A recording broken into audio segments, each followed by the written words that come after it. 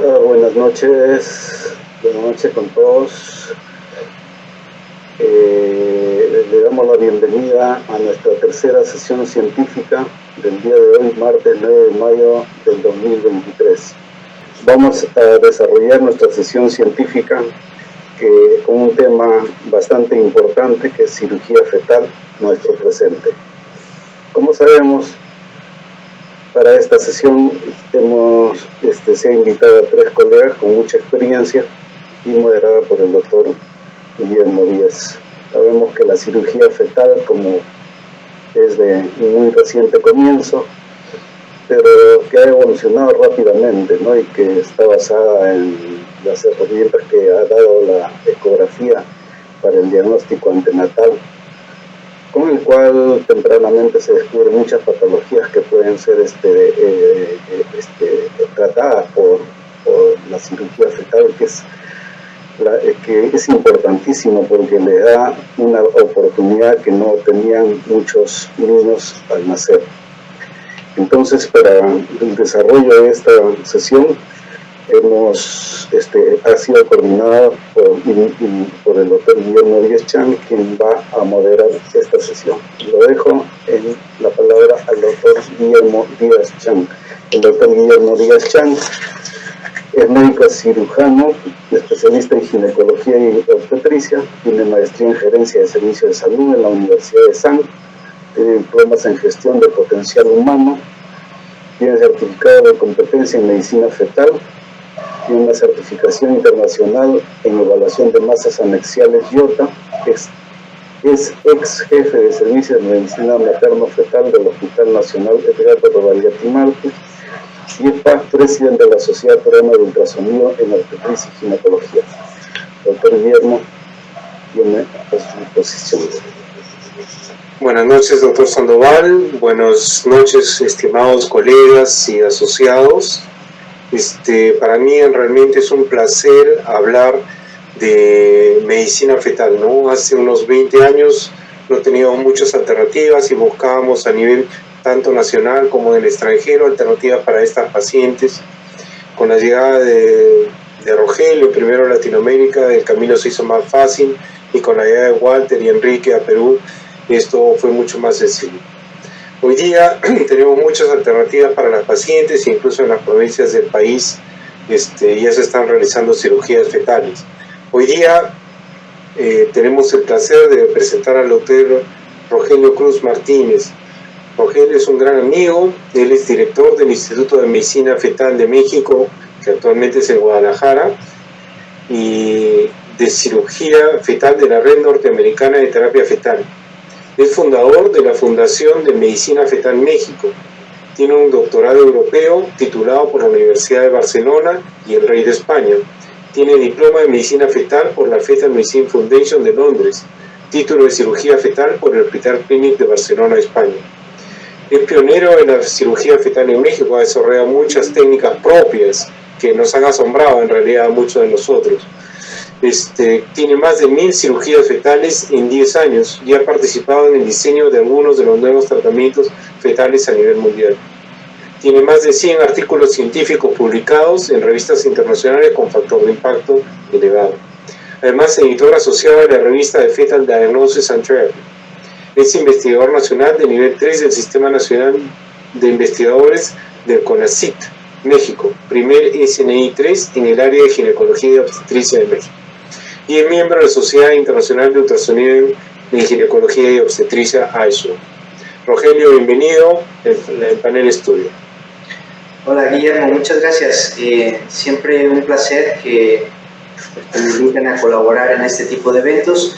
Y bueno, para un poco ir avanzando con los tiempos asignados, he preparado una conferencia especial para ustedes respecto a nuestra experiencia en estos casi 11 años ya que llevamos nuestro grupo en México realizando los procedimientos. Me han solicitado que dé las indicaciones, con lo cual obviamente aquí estoy tocando las indicaciones, pero también las innovaciones y las actualidades que hemos desarrollado en esta área. Creo que desde los inicios de los años 90, con la cirugía fetal abierta y todas estas imágenes impresionantes y el cambio que nos llevó a las intervenciones de mínima invasión es lo que hoy en día nos ha tratado de fomentar y que podamos realizar procedimientos cada vez de mínima invasión.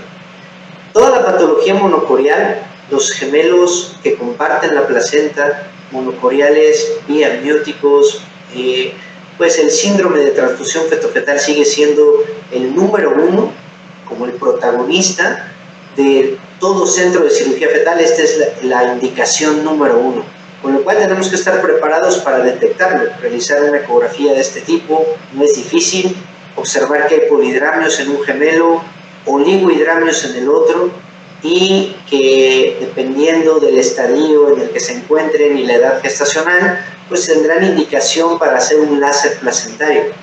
Las dificultades técnicas del láser placentario vienen dependiendo de la posición de la placenta, pero generalmente la mayoría de los procedimientos son invasivos, con anestesia local hoy en día, que antes se hacían con anestesia general y a veces con peridural, pero cualquier centro con experiencia puede realizarlo con anestesia local y de alguna forma entrar directamente a la cavidad amniótica y luego pasar una cámara de endoscopía que permite evaluar la superficie de la placenta y con ello poder revisar cómo está la posición de la placenta y cómo se están todas las anastomosis placentarias. Ven aquí, esta es una intervención en vivo. Después de introducir esta cánula vascular, se retira este trocar metálico y la cámara de endoscopía pasa a través de la misma cánula para observar de esta forma la superficie placentaria, rápidamente detectar dónde se conectan un gemelo con otro y empezar a hacer la separación de la placenta con láser. Aquí estamos haciendo una coagulación de una de las anastomosis y poco a poco se identifican el resto de anastomosis y se hace una línea divisoria con láser para dicorionizar la placenta y con ello cada gemelo deje de transfundirse sangre el uno al otro. Este tratamiento es potencialmente curativo y existe ya una gran experiencia a nivel mundial, desde los primeros procedimientos realizados por Ipsville y por Kypros Nicolaides. Ahora esta es nuestra casuística publicada a finales de 2021, donde llevábamos ya casi 300 láser placentarios, y lo que quiero destacarles es la edad gestacional. Este es uno de los cambios que van a venir de forma reciente a cambiar la historia y las indicaciones del láser placentario, que en sus inicios se hacía antes de semana 26 y ahora estamos ampliando la ventana operatoria hasta antes de 32 semanas. Estas experiencias iniciales de los láser tardíos, o en los casos que se detecta el síndrome de transfusión fetofetal después de semana 26, han venido a ser experiencias iniciales y ahora viene un estudio nuestro en el que vamos a comparar. Hemos comparado los láser tardíos contra la opción B, que es hacer un amniodrenaje o una cesárea programada en esas edades gestacionales, y los resultados están a favor del láser. Vean las casuísticas desde la primera publicación en el 95 con 36 casos hasta esa última publicación nuestra con 248 casos. Más o menos todos mantienen una supervivencia del 90% de al menos un gemelo y 60% de dos gemelos. Vienen nuevos retos, sobre todo la detección de las placentas anteriores, que algunas son consideradas inaccesibles para poder realizar un procedimiento de láser. Y este procedimiento ahora sería posible hacerlo dado con técnicas alternativas, como por ejemplo una laparoscopía para movilizar el útero y hacer una entrada posterior, o una laparotomía materna para exteriorizar el útero y hacer la entrada al útero por la pared posterior, o fetoscopios curvos que también podrían de alguna forma tratar de mejorar el ángulo de visión de esas placentas que se consideran inaccesibles. Y bueno, otra de las innovaciones que hemos tenido recientes ha sido la fetoscopía flexible, porque si podemos introducir un endoscopio en el interior de la cavidad amniótica y girarlo como que tiene un giro de 270 grados, de alguna forma podemos visualizar mejor la placenta. Esto hicimos modelos de simulación para poder hacer una curva de aprendizaje y después realizarlo en tiempo real en pacientes y de alguna forma poder demostrar que tuviera una utilidad el realizar estos procedimientos. Aquí pueden ustedes ver que además la fetoscopía flexible tiene una mejora en la calidad de resolución. Y vean cómo aquí estoy teniendo un ángulo de más de 90 grados para poder observar esta anastomosis y poderla coagular. Así que bueno, una de las técnicas nuevas será la fetoscopía flexible. Requerirá de que los médicos que ya están acostumbrados a la endoscopía, a la fetoscopía con endoscopios semirrígidos, pues ahora tengan un cierto entrenamiento para dominar esta técnica de la endoscopía flexible y puedan de alguna forma movilizarse mejor en el ambiente intrauterino. Lo que mostramos en este estudio, que es una de nuestras últimas publicaciones realizadas en febrero de este año, en el cual mostramos que la fetoscopía flexible mejora la calidad de imagen porque ya no utiliza fibra óptica, ahora es totalmente digital, y además también tenemos una mejora en el ángulo, no solo de visión de las anastomosis, sino también en el ángulo de disparo. Por lo tanto, las coagulaciones se realizan de una forma más certera y más precisa. Otros problemas intrauterinos fetales, por ejemplo el hidrotórax, es una de las también indicaciones de realizar un procedimiento, sobre todo cuando se asocia con un hidrotórax masivo, con hidrops, en fetos que no tienen ningún problema genético. Hay varios tipos de trocars para poder entrar a la cavidad pleural. Uno de ellos es el catéter de Harrison, que es el que están viendo en este momento en el video, también el Rocket, y de alguna forma es entrar a la cavidad pleural para colocar un catéter de derivación que lleve esa cantidad de líquido pleural hacia el líquido amniótico, ¿vale? Este procedimiento se puede también realizar de una manera rápida en el tiempo intrauterino. Vean cómo estamos avanzando esta aguja hasta llegar al espacio pleural, y una vez dentro se avanza un catéter para dejar un extremo en la porción pleural y otro extremo en la porción de la cavidad amniótica. Normalmente hay una hipertensión intrapleural, con lo cual el líquido sale disparado. Vean ahí cómo estoy poniendo el dedo para que el líquido no salga totalmente, se vacíe el tórax. Vean ahí está saliendo el líquido del tórax, y ahora introducimos directamente el catéter de Harrison. Después del procedimiento, los pulmones se expanden, el mediastino deja de colapsarse, y después, cuando viene el nacimiento, vigilamos que estos fetos no hagan un neumotórax iatrogénico pinzando el catéter. ¿Qué hay de nuevo respecto a este procedimiento? Pues que también publicamos como la técnica de la maniobra rotacional, que significa colocar un catéter de un lado del espacio pleural y luego girar al feto con la misma aguja de trocar, girarlo hacia el otro lado, ven aquí, hacer un giro interno, como una rotación interna, para poder acceder al otro lado del espacio pleural. Vean cómo se hace con varios movimientos de versión interna para permitir con la parte roma del trocar, es decir, con la que no tiene punta, poder hacer esta rotación gentil y de alguna forma hacer una especie de palanca para hacer que podamos acceder a través de un solo puerto uterino hacia el otro espacio pleural. Y así poder colocar el catéter del otro lado, un catéter bilateral a través de un solo puerto uterino. Con esta técnica que publicamos a finales de 2021, demostramos que podía disminuir el riesgo de ruptura prematura de membranas, menos prematuridad y por lo tanto mayor supervivencia neonatal. ¿Qué más aportamos a la literatura? Bueno, hasta antes de esta publicación, tener el cérvix corto se consideraba un criterio de exclusión para el tratamiento. Si el cérvix ya era extremadamente corto, si ustedes leen la literatura previa a esta publicación, mencionaban que era, tal vez ya no tenía beneficio hacer el procedimiento porque ya había una alta probabilidad de ruptura de membranas y de prematuridad. Lo que mostramos en este estudio es que la supervivencia en los casos que tenían el cérvix corto es menor que las que tenían el cérvix largo, pero suficientemente favorable como para justificar el procedimiento.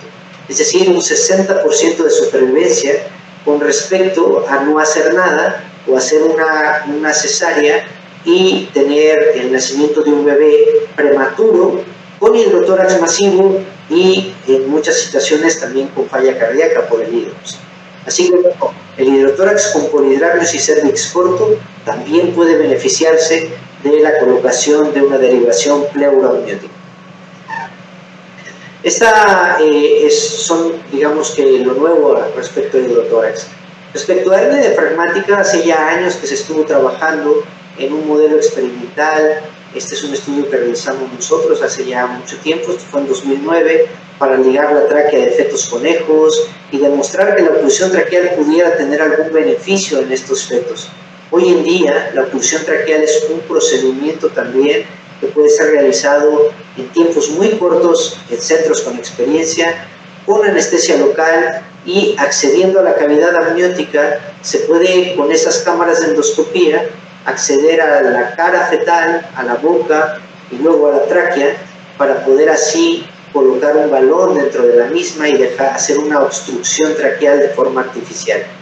Aquí están viendo cómo el procedimiento en tiempo real es bastante rápido, es como una intubación. Entrar rápido a la tráquea, avanzar el balón y dejarlo ahí liberado. Nosotros los primeros procedimientos en México fueron a inicios del 2012, que fue mi regreso al país, y de las publicaciones que hemos aportado, vean comparado con Europa y Brasil, que también ya tenía alguna experiencia, con 20 casos, Italia con 21, el centro de Bedford con 10 casos, en Estados Unidos, y nuestro grupo que vino a aportar 25 casos de oclusión traqueal versus 25 sin oclusión traqueal. En realidad todos mostraron una mejoría de supervivencia, y es así que viene el estudio aleatorizado del Total Trial a confirmar que hay un beneficio en casos bien seleccionados. Pues hernia diafragmática es una indicación de cirugía fetal, pero únicamente aquellos que tienen hipoplasia pulmonar severa. Masas pulmonares como esta, que es un secuestro broncopulmonar, que tiene un vaso nutricio de la aorta, pero son tumores que están hipertensos en su interior porque secuestran sangre y dependiendo del drenaje venoso del tumor pueden tener extravasación de líquido y provocar un hidrotórax masivo, por lo tanto hidrops. En los inicios se pensó en hacer cirugías fetales abiertas. Esta es una cirugía, un video de cortesía que me proporcionó Tony Johnson de Estados Unidos. Es un video ya antiguo de cómo se hacía en los años 90 la cirugía fetal abierta para abrir a la mamá, abrir el útero, abrir al feto y extraer la masa pulmonar y tratar de mejorar así el pronóstico de esos bebés. Hoy en día estos procedimientos que luego pasaron a ser derivaciones pleuroamnióticas, escleroterapia, hoy en día cada vez hay menos dudas de que el láser vascular es el tratamiento de elección. Coagular el vaso nutricio parece ser que tiene los mejores resultados al involucionar la masa, eliminar el hidrops, mejorar el tamaño pulmonar y con ello mejorar el pronóstico de estos casos. Es un procedimiento además que se puede hacer muy fácil y muy de mínima invasión. Vean aquí es una aguja de 18 gauge que con anestesia local la aguja se avanza, se detecta con Doppler el vaso nutricio del tumor. Vean aquí este es un vaso gigante, es un feto que ya tiene algo de hidrotórax y ascitis, ¿vale? El hidrotórax aunque no es masivo, aquí es visible en la ecografía y vean cómo avanza la aguja. Vean la imagen de la madre, que es una intervención de mínima invasión.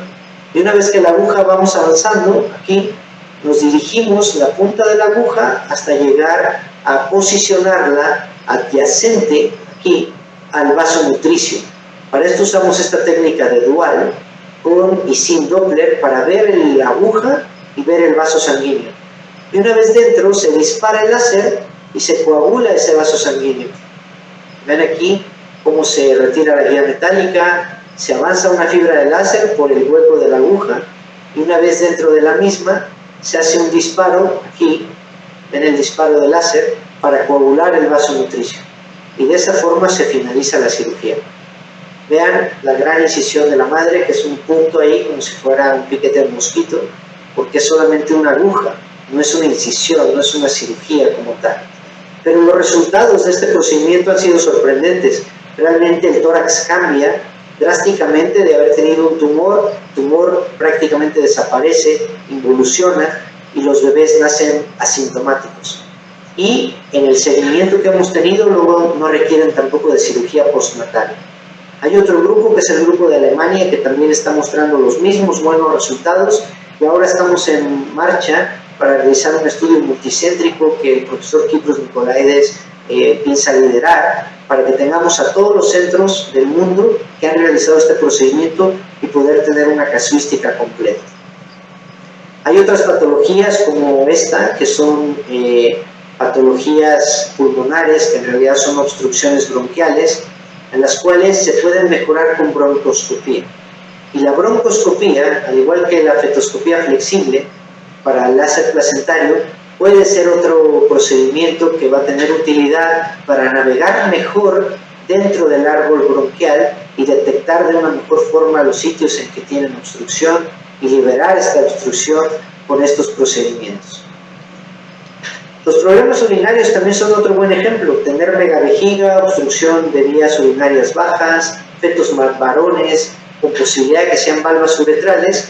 Pues una posibilidad eran los catéteres de derivación vésico-amnióticos, y últimamente la cistoscopía también podría tener una utilidad para detectar el sitio de obstrucción por endoscopía y tratar de liberarlo. ¿Cuál es la limitante de este procedimiento? El ángulo de la uretra, que son 90 grados, que a veces se hace un disparo de láser hacia abajo, hacia la zona del perineo. ¿Cómo se imaginan que podría mejorar esta limitante? Sí, con fetoscopía flexible. Y ahora en el Congreso Mundial de Medicina Fetal presentaremos ya nuestra primera casuística de cistoscopía flexible para eliminar las valvas uretrales. Son procedimientos también que requieren una navegación interna dentro de la vejiga. Lo más importante es reconocer al feto con megavejiga y referirlo así a los centros de cirugía, sobre todo los que tienen dilatación de la uretra posterior, que es lo que llamamos el signo de la cerradura o de Keyhole. Desde los primeros casos que tratamos hace ya más de 10 años a la fecha, la única publicación y la más grande a nivel mundial es esta, que incluyó 50 casos, que son casos de nuestro grupo, en colaboración con el grupo de Francia de Nicolás Sananes y también el grupo de Brasil de Rodrigo Ruano, mostrando una supervivencia del 60% con cistoscopía y hasta un 70% de función renal normal a los 2 años de edad. Esto fue con cistoscopía tradicional. Ahora presentaremos resultados ya de cistoscopía flexible. Otro procedimiento como este, la megalouretra. Ustedes ven fetos con megavejiga, revisen los genitales. Y si la uretra distal también está dilatada, seguramente la obstrucción está en la punta del meato urinario y no a nivel de la uretra posterior. ¿Y cómo tratar estos casos? Bueno, igual en fetoscopía buscamos la punta del pene y tratamos de hacer un nuevo meato por láser. Y esto es lo que llamamos la meatotomía uretral fetoscópica. Al realizar un nuevo meato urinario con este pequeño orificio con láser, pues se restablece la diuresis de esos bebés y de alguna forma se puede autolimitar la megavejiga, normalizar su tamaño y normalizar también el tamaño de la uretra distal. O sea, el pene puede regresar a su tamaño. Esta casuística también ya la publicamos en 2021 con 4 casos con bastante buenos resultados. Me tomo un par de minutos más solo para decirles que hay otros problemas como la estenosis aórtica, la cual la puedes detectar si evalúas la calidad, el tamaño y la ecogenicidad del ventrículo izquierdo y la salida de la aorta, y que en casos bien seleccionados, sobre todo cuando hay dilatación del ventrículo izquierdo y una obstrucción de la válvula aórtica, estos casos bien seleccionados se pueden tratar con una valvuloplastía. Vean el movimiento de la aguja, cómo entra al ventrículo izquierdo. Es la misma aguja con la que tratamos los secuestros pulmonares. Esta aguja está hueca y se puede avanzar un microcatéter, que es un catéter de angioplastía, para que el catéter entre a la válvula aórtica y poder dilatarla. Y de esta forma reabrirla y eliminar la obstrucción al ventrículo izquierdo. También nuestros primeros casos fueron del 2012 y nuestra publicación de nuestra primera casuística fue en 2019, mostrando que de los casos seleccionados podíamos obtener hasta un 60% de supervivencia. Pero lo más importante de esta publicación fue que de los casos que llegaron tarde, la supervivencia era prácticamente nula. Es decir, si permitimos que los casos de estenosis aórtica evolucionen a hipoplasia de cavidades izquierdas, es demasiado caro. Bandas amnióticas, claro, pueden ser drásticas, se pueden detectar por ultrasonido, son pequeñas prolongaciones de las membranas y la manera de detectarlas es por ultrasonido y la forma de tratarlas es por fetoscopía. Una de las aportes que hicimos en nuestro grupo fue demostrar que es posible liberar estas bandas con fetoscopios de 1 milímetro de diámetro, porque las bandas amnióticas, el principal problema es que tenían un riesgo de ruptura de membranas muy elevado. Por lo tanto, hacerlo con un fetoscopio de solo 1 milímetro de diámetro podía mejorar los pronósticos y tratar de llevar a estos bebés a mayor edad gestacional. Aún así, la prematuridad sigue siendo el talón de Aquiles, pero tratamos de recuperar a la mayoría de los bebés liberando las bandas, como aquí, del cordón umbilical y liberando la obstrucción de las principales extremidades. Respecto a los tumores, uno de los importantes son los tumores cervicales que comprimen la vía aérea. Estos también son detectables si evaluamos el cuello de todos los fetos y recordamos que son fetos propensos a la muerte por obstrucción de la vía aérea superior.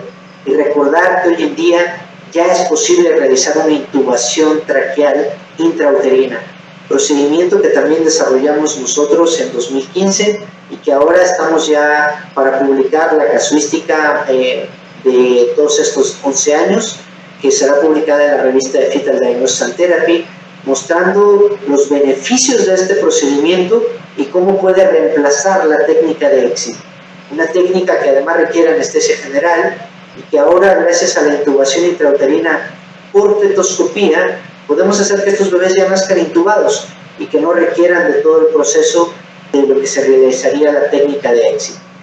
Este es Matías, el primer bebé que se sometió a este procedimiento, en ese entonces experimental, en 2015, y bueno, esta fue la primera publicación que realizamos. Ya se han hecho otras publicaciones por otros grupos y de alguna forma pues hemos tratado de que estos reportes de caso ahora se concentren en un estudio multicéntrico.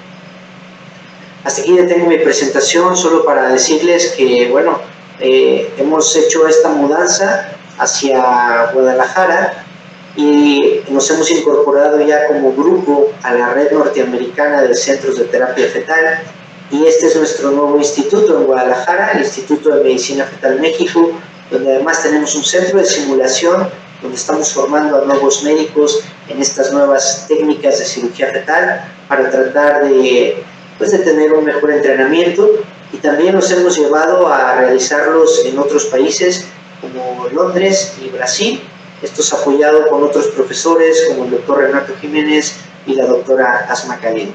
Así que bueno, esta es nuestra experiencia, llevamos ya más de 10 años, más de 1000 cirugías, y puedo decirles hoy en día que nuestra mayor innovación ha sido la creación de nuevos cirujanos fetales entrenados.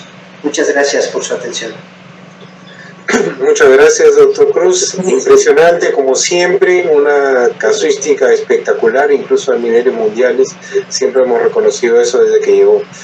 Doctor, el doctor Elías nos hace un par de preguntas. El doctor Cruz va a tener que retirarse temprano, entonces si tienen alguna pregunta es un momento para hacerlas. Y en el chat el doctor Elías nos pregunta dos cosas. ¿Cómo define un hidrotórax masivo? ¿O cuál es la definición, si hay una definición de consenso? Y la segunda es, ¿cuál es el criterio para decir este hidrotórax requiere realmente uno de estos si no tiene hidrops? Sí, generalmente el hidrotórax que va con hidrops, ese es un hidrotórax severo. Sí, claro. Pero también a veces hay que diferenciar el hidrotórax que provoca el hidrops del hidrotórax que es parte del hidrops. ¿Vale? Hay fetos hidrópicos con un hidrotórax que no es masivo.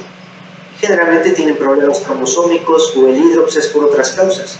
Una anemia fetal podría provocar hidrops e hidrotórax. Entonces, ¿cuál es el hidrotórax masivo? Aquel que ocasiona una gran compresión del mediastino. Si es unilateral, será una desviación completa del mediastino, y si es bilateral, va a ocasionar compresión completa de los pulmones. Generalmente, si los miden, van a tener un tamaño menos de la mitad de lo esperado para la edad gestacional.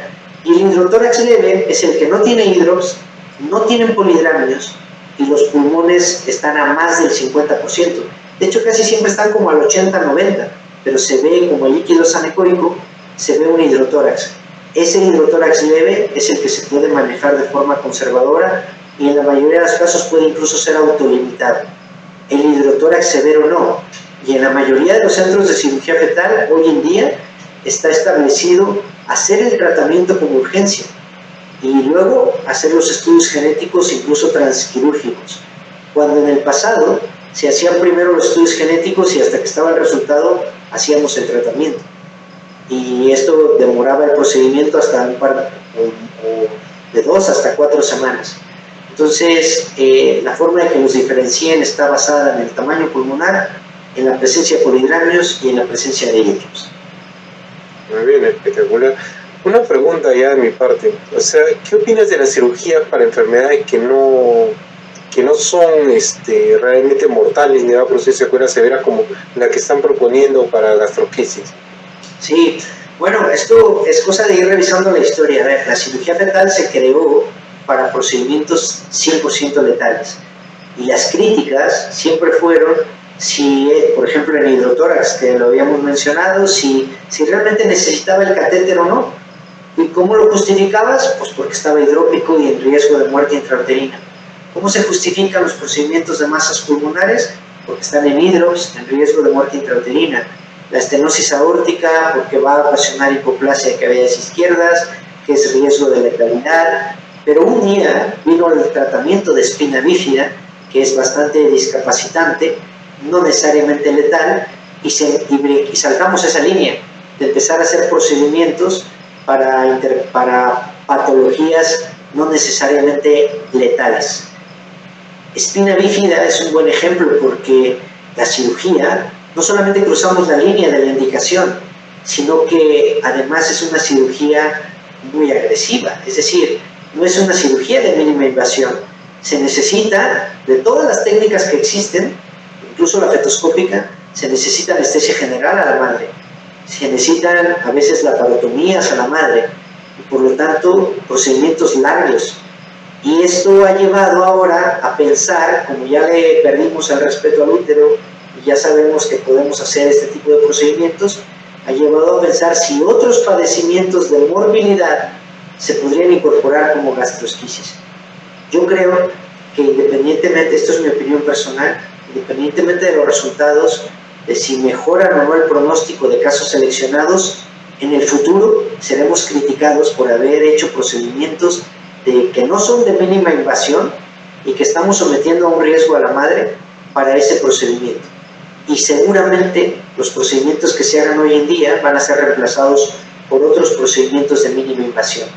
Pero es que así es la innovación, alguien tiene que comenzar a hacerlo, así es la investigación. Hoy en día, gastrosquisis es un proyecto de investigación que tendrá que ser realizado solo en centros que hayan aprobado un comité de ética y que realmente tengan un protocolo de criterios de inclusión bien definidos para saber cuál es el impacto de hacer un procedimiento de corrección de gastrosquisis intrauterina. Tenemos otra pregunta de la doctora Joyce México. Quiere saber que en el caso de las bandas amnióticas, ¿a qué edad gestacional propone el procedimiento y cómo hace el seguimiento después de la cirugía? Sí, las bandas amnióticas pueden ser detectadas desde el primer trimestre del embarazo. Y la edad gestacional mínima para actuar son las 15 semanas. ¿Por qué?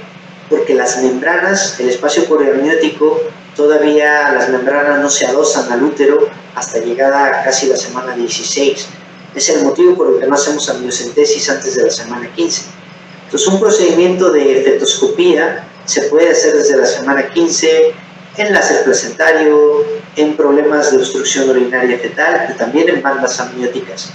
Si a mayor edad gestacional va a haber menos riesgo de ruptura de membranas, pero más posibilidades de que hayamos actuado tarde.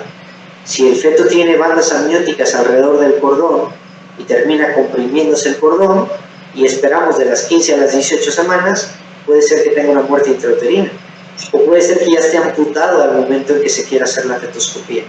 Por lo tanto, recomendamos hacerla en el momento en que se detecta desde las 15 semanas. Y el seguimiento post-fetoscopía básicamente está enfocado a ver que no haya ruptura de membranas, que no haya complicaciones, que el feto vaya eliminando el edema distal que tenía del anillo de constricción que provocó la banda y de alguna forma hacer el seguimiento de ecografía morfológica como cualquier otro feto.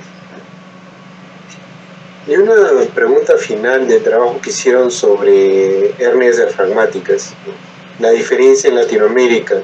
Sí. O sea, ¿tenemos criterios diferentes para indicar la cirugía de hernia diafragmática bajo? ¿Cuál es su opinión, su definición sobre este estudio que hizo? Sí, bueno, esto fue un estudio observacional que se convirtió en un estudio de comparación. Primero observamos que la mortalidad de la hernia diafragmática parecía ser mayor en nuestros centros de Latinoamérica. Y esto era fácil atribuírselo a la falta de tecnología como la circulación extracorpórea de ECMO, o culpar a nuestros centros de terapia intensiva neonatal y decir que no tenemos tanta experiencia como Europa y Estados Unidos. Y era fácil entenderlo. ¿Por qué la edad gestacional mínima para sobrevivir es más baja en Estados Unidos y en Europa?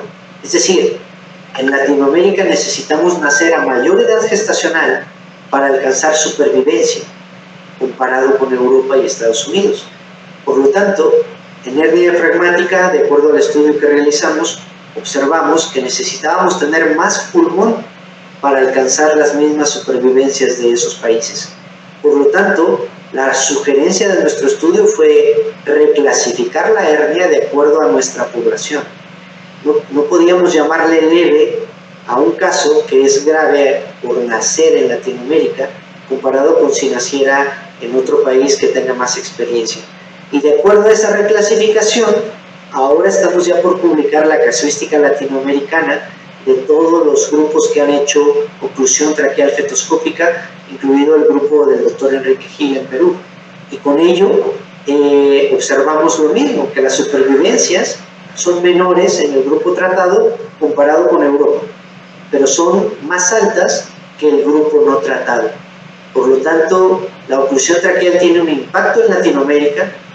Se tiene que mejorar el manejo neonatal, pero si reclasificamos de acuerdo a nuestra población, los resultados son muy similares a los de Europa y Estados Unidos. Solo necesitamos 15% más de pulmón que lo que se necesita en Europa para alcanzar supervivencia. Por lo tanto, todos los puntos de corte le sumas 15% para tener esa clasificación de grave, moderado o leve. ¿Y habría un grupo al que ya no operarías? Claro, hay un grupo que son los leves. Y por muy severo. Sí, también. Hay el otro extremo de los que tienen, en Europa, por ejemplo, menos de 15% de pulmón, ya no los operan, porque les consideran extremadamente graves que no responden al balón. Y en nosotros lo que observamos es que ese 15 es un 26%. Por lo tanto, tener menos de 26%, prácticamente no tenemos ningún superviviente en toda la casuística latinoamericana. Por lo tanto, el balón, que no es un tratamiento curativo, va a tener sus indicaciones, sus criterios de extremadamente grave para excluirlo de un tratamiento, y seguramente se va a hacer el inicio de nuevas investigaciones para encontrar otro tratamiento que sea mejor. Pero de momento este es el que tenemos mejor, y mi recomendación es ajustarlo a los grupos donde va a tener beneficio, no que se operen todos los fetos con hernia. Y por supuesto un criterio de exclusión va a ser los que estén extremadamente graves. Muy bien, muchísimas gracias. Solamente hay una pregunta más, ¿dónde compran tu libro? Sí, muchas gracias. El libro está por la Fundación de Medicina Fetal México, con lo cual en la página de la fundación, la página es fundacionmfm.com, ahí vienen los datos y todo para solicitarlo, y bueno, ya tenemos muchos libros para poder hacer envíos a cualquier parte del mundo. Es un libro que hubo un gran esfuerzo de muchos colaboradores y que tiene imágenes de muy alta resolución y sobre todo de los últimos equipos de ultrasonido, las últimas tecnologías, y de una forma muy práctica va teniendo toda la actividad docente para que disfruten y que mejoren su práctica clínica, claro, al hacer una ecografía. Muchas gracias nuevamente, Rogelio. Te invito a que nos sigas acompañando en esta reunión, porque vamos a pasar ahora con Walter, que va a hablar de espina bífida, y yo sé que te vas a retirar temprano, pero de repente va a decir alguna otra pregunta que puedas responder. Sí, aquí estaré pendiente. Vale. Gracias. Hasta luego. A continuación vamos a presentar al doctor Walter Ventura. Walter, un estimado amigo, tiene más de 10 años en el país trabajando como cirujano fetal, un curso, una carrera muy grande, muy agradable para todos. Realmente él trajo la cirugía fetal a Perú, la primera cirugía fetal seria después del intento de hace como 20 años. Es especialista, pionero de la cirugía fetal en Perú. Esto lo ha reconocido tanto el Colegio Médico como la Sociedad de Obstetricia y Ginecología, ¿no? Es fundador de Medicina Fetal Perú, es médico asistente de la Clínica Anglo-Americana y es investigador reconocido por el CONCITEC en la categoría Carlos Monge II. Walter, bienvenido nuevamente, siempre es un placer escucharte. Muchas gracias, Guillermo, a ti por tu intermedio a la Sociedad Peruana de Obstetricia y Ginecología por esta oportunidad. Siempre es un honor estar frente a ustedes. Vamos a presentar la pantalla.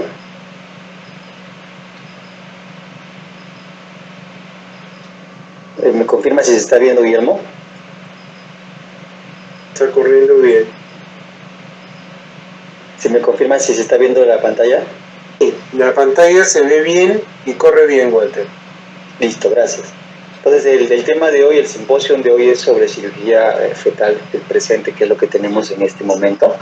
Vamos a hacer el resumen de lo que hemos vivido en estos últimos años. No podemos hablar de presente si no miramos qué hubo detrás de nosotros y reconocer aquellas fallas que hemos tenido. Vamos a ubicarnos en la década de los 60. En la década de los 60 no había cirugía postnatal para espina bífida. Los recién nacidos no eran sometidos a ningún tipo de cirugía porque no se tenía el conocimiento de que esta reparación postnatal podría tener algún beneficio para ellos, y por eso es que la mortalidad era extremadamente alta, ¿no? Aproximadamente una mortalidad de 80%. En esta publicación del año 60, fíjense que sobrevivieron solamente 17 de 100 a los 10 años, y de los cuales muchos de ellos tenían discapacidades, es decir, eran casos muy leves. Si solamente consideramos los casos graves para la década de los 60, podemos decir que la tasa de mortalidad a los 10 años era aproximadamente del 90%. En esa misma década se introdujo la cirugía de reparación postnatal de mielomeningocele, y al momento de introducirse el panorama cambió para esta espina bífida, y la tasa de sobrevida ya no era de 10 o de 20%, sino era aproximadamente de 50% a los 10 años de vida. En la década de los 70, el estándar of care, o el estándar de manejo de estos casos, era el cierre postnatal al nacimiento, y esto es lo que se hacía en todos los centros mundiales. Cuando se tenía un caso de espina bífida, se recomendaba la cirugía dentro de las 24 o 48 horas de recién nacido, y eso es también lo que tuvimos en el país, aunque en el país, como es de conocer por todos, debido a las condiciones de logística limitada que tenemos, pues nacían nuestros bebés y demoraba mucho en llamarse al neurocirujano, y teníamos reparaciones que a veces podían tardar 1 o 2 semanas, o incluso nunca se realizaban porque se infectaban, el recién nacido entraba en sepsis y había mucha mortalidad. Es importante recalcar que la tasa de mortalidad de espina bífida en estos momentos, a los 5 años de sobrevida, a los 5 años de edad, es aproximadamente de 10 al 15%. Es decir, no todos los niños con espina bífida pasan los 5 años de vida. En la década de los 80, fines de los 80 y a inicio de los años 90, se empezó a coleccionar evidencia experimental de que si los fetos de estos animales de experimentación eran sometidos a reparación intraútero, tenían mayor probabilidad de poder tener mejor función motora en los miembros inferiores y menor necesidad de derivación ventrículos peritoneales. Esta evidencia experimental se trasladó a los trabajos en humanos, y a mediados del año 90 se empezaron a reportar los primeros casos de reparación intrauterina. Curiosamente, los primeros casos de reparación intrauterina fueron realizados de manera endoscópica. Están viendo ustedes en el video un caso de nosotros de reparación endoscópica, pero más o menos los primeros casos fueron similares. se reportó en el año 1994 dos fetos sometidos a la edad de 22 semanas y 23 semanas.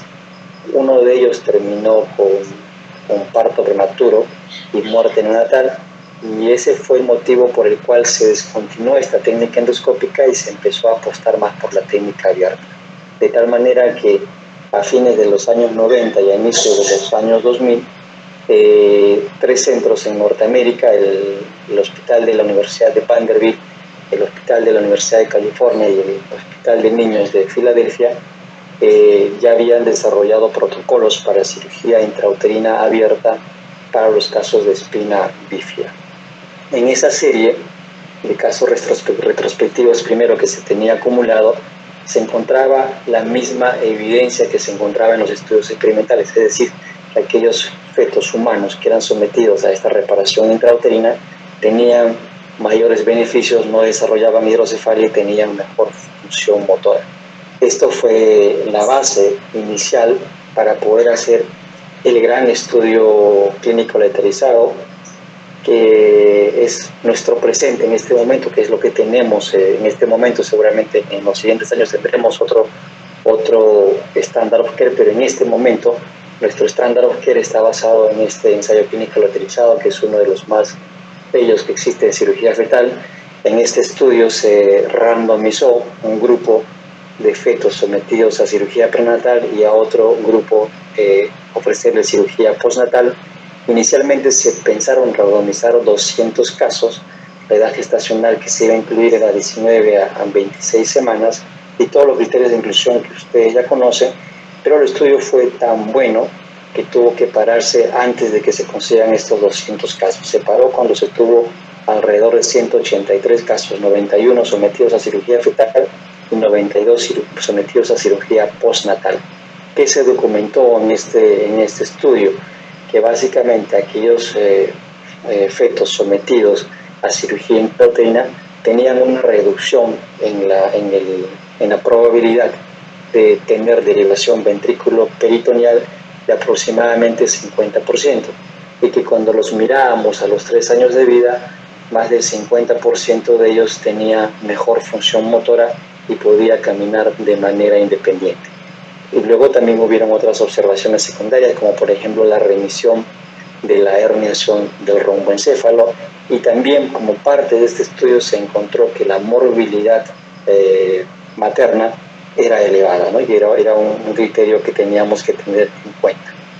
Entonces, estas mismas evidencias de beneficios se han seguido documentando, y fíjense ustedes, en esta extensión de este estudio MONS Trial publicado en el año 2021, cuando se hace un análisis secundario de 154 niños, ¿no?, que fueron seguidos hasta los 5 a 10 años, se documenta de que aproximadamente el 51% del grupo de cirugía prenatal todavía mantenía esa capacidad de caminar independientemente versus el 23% del grupo de cirugía postnatal. Es decir, esa capacidad de lograr caminar de manera independiente no solamente se ve a los 3 años, sino que parece que se prolonga hasta por lo menos los 10 años. Eso es de acuerdo a la evidencia que tenemos. Entonces, con todo este background que tenemos, nosotros a inicio del año 2017 empezamos a forjar el equipo de cirugía intrauterina, y para esto convocamos a varias reuniones en las cuales intervino gran parte del hospital del Ministerio de Salud, Instituto Nacional Materno Perinatal, en la cual contábamos con todas las áreas asistenciales y áreas administrativas, porque como bien dijo Rogelio Cruz, esta no es una cirugía como las otras que ya teníamos costumbre de hacerlas, sino era una cirugía muy agresiva, muy cruenta para la mamá, y que no solamente ponía en riesgo al feto, sino también ponía en riesgo a la mamá. Entonces, eso nos llevó a que el 10 de junio del año 2017, ya hace casi 6 años prácticamente, subimos a sala de operaciones un grupo de médicos acompañados por un grupo de médicos de Chile, un cirujano fetal de Chile, un anestesiólogo del Dr. Waldo Sepúlveda, un anestesiólogo de Chile y un neurocirujano de Chile, nos acompañen en esta primera cirugía y nos asesoren con toda la experiencia que ellos tenían para poder realizar nosotros nuestra primera cirugía. Esta cirugía se realizó en un feto de 25 semanas. Ustedes encuentran la descripción completa del caso en la revista de nuestra sociedad. Se sometió a cirugía, la cirugía fue técnicamente exitosa. El parto se produjo a través de una cesárea a las 37 semanas de edad gestacional. Esta cirugía, en resumen, ustedes ya conocen ahora más de lo que conocíamos antes. Se ven muchas imágenes en redes, en internet, muchos videos que circulan cómo se hace esta reparación, así que no nos vamos a detener en eso, pero en resumen podemos decir que es una cirugía que se realiza de la misma manera que se realiza cuando tenemos al recién nacido, con la salvedad de que tenemos que hacer una incisión en el útero y hacer esta cirugía a través de una histerotomía.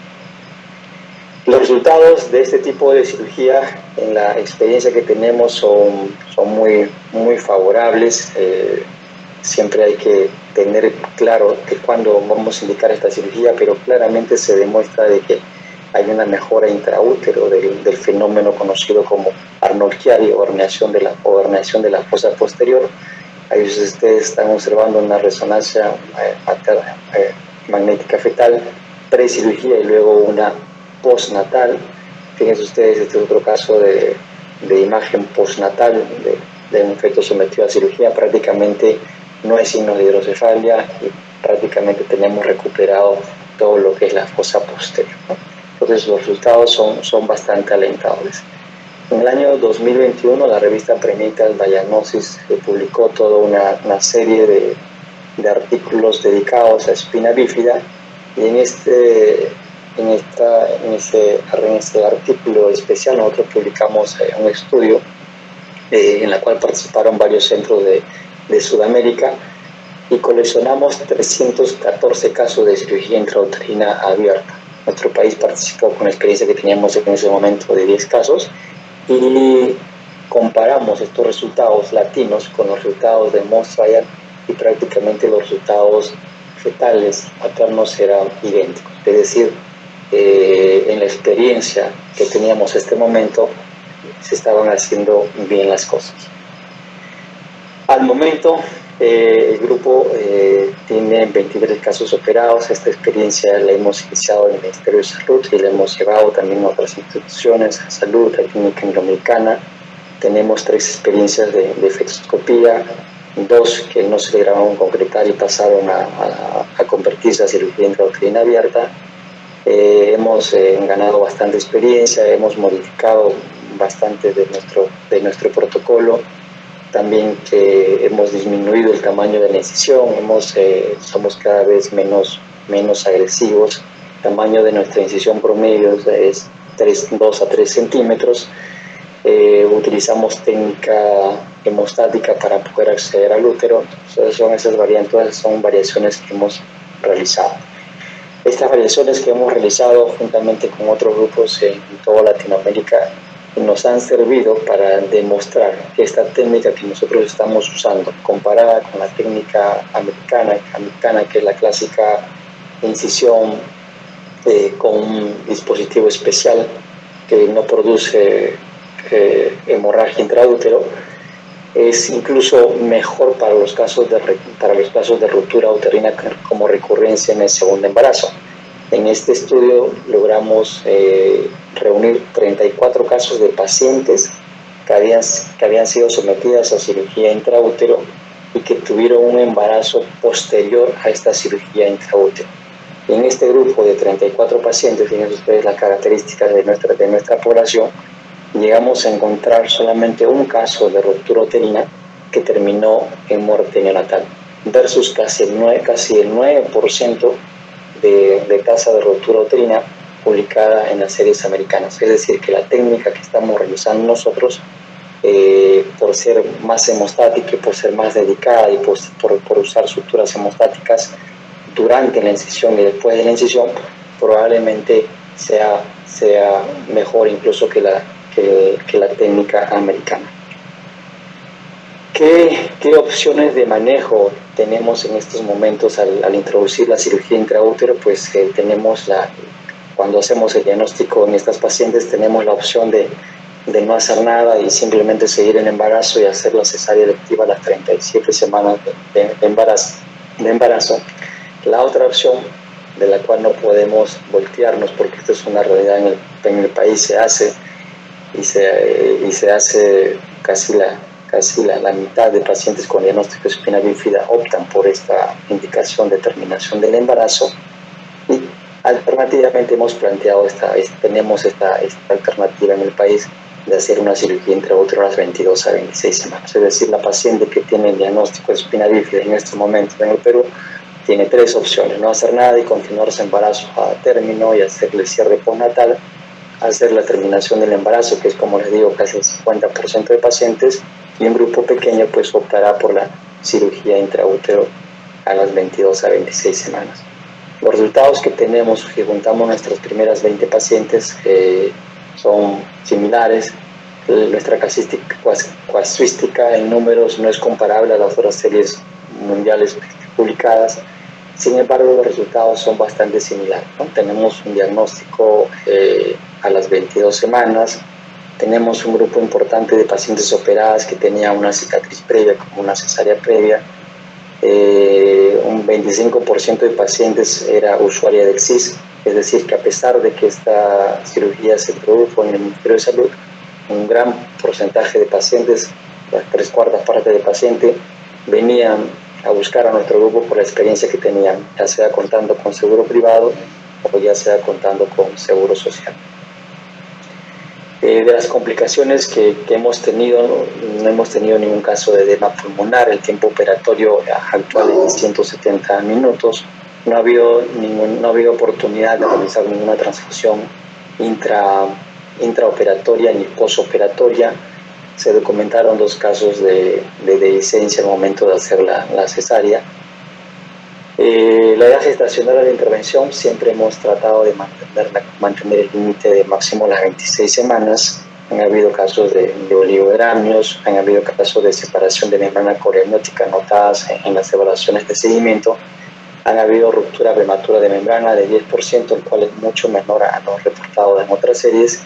Y el inicio de parto siempre ha sido tardío, porque siempre llegaban estas pacientes, o la mayoría de estas pacientes llegaba a su cesárea programada.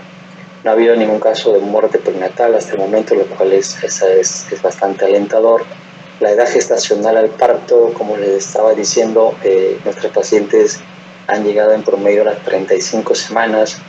Los últimos 5 casos que recuerdo pasaron las 36 semanas y se programaron el día en que estuvieron, se hicieron la cesárea el día que estuvieron programados. Hubo documentación de que se revirtió el Arnold-Chiari intraútero aproximadamente en el 50% de casos. Tenemos justo un abstract preparado de la experiencia local en los 6 años de introducción de esta cirugía, y en estos casos en estos 21 casos de cirugía intrauterina hemos encontrado que solamente el 36% progresó a hidrocefalia y requirió un tratamiento de derivación ventrículo-perinatal. De los casos que pasaron los 2 años, 8 fueron capaces de caminar. El futuro, ¿cuál es el futuro de este tipo de cirugías? Pues igual ya se dijo, el doctor Rogelio Cruz lo dijo, cada vez tenemos que ser definitivamente menos invasivos. Cada vez seguramente en los siguientes años este tipo de reparación va a ser realizado de manera fetoscópica. Como estaba mencionando, nosotros realizamos 3 cirugías fetoscópicas para reparación de mielomeningocele.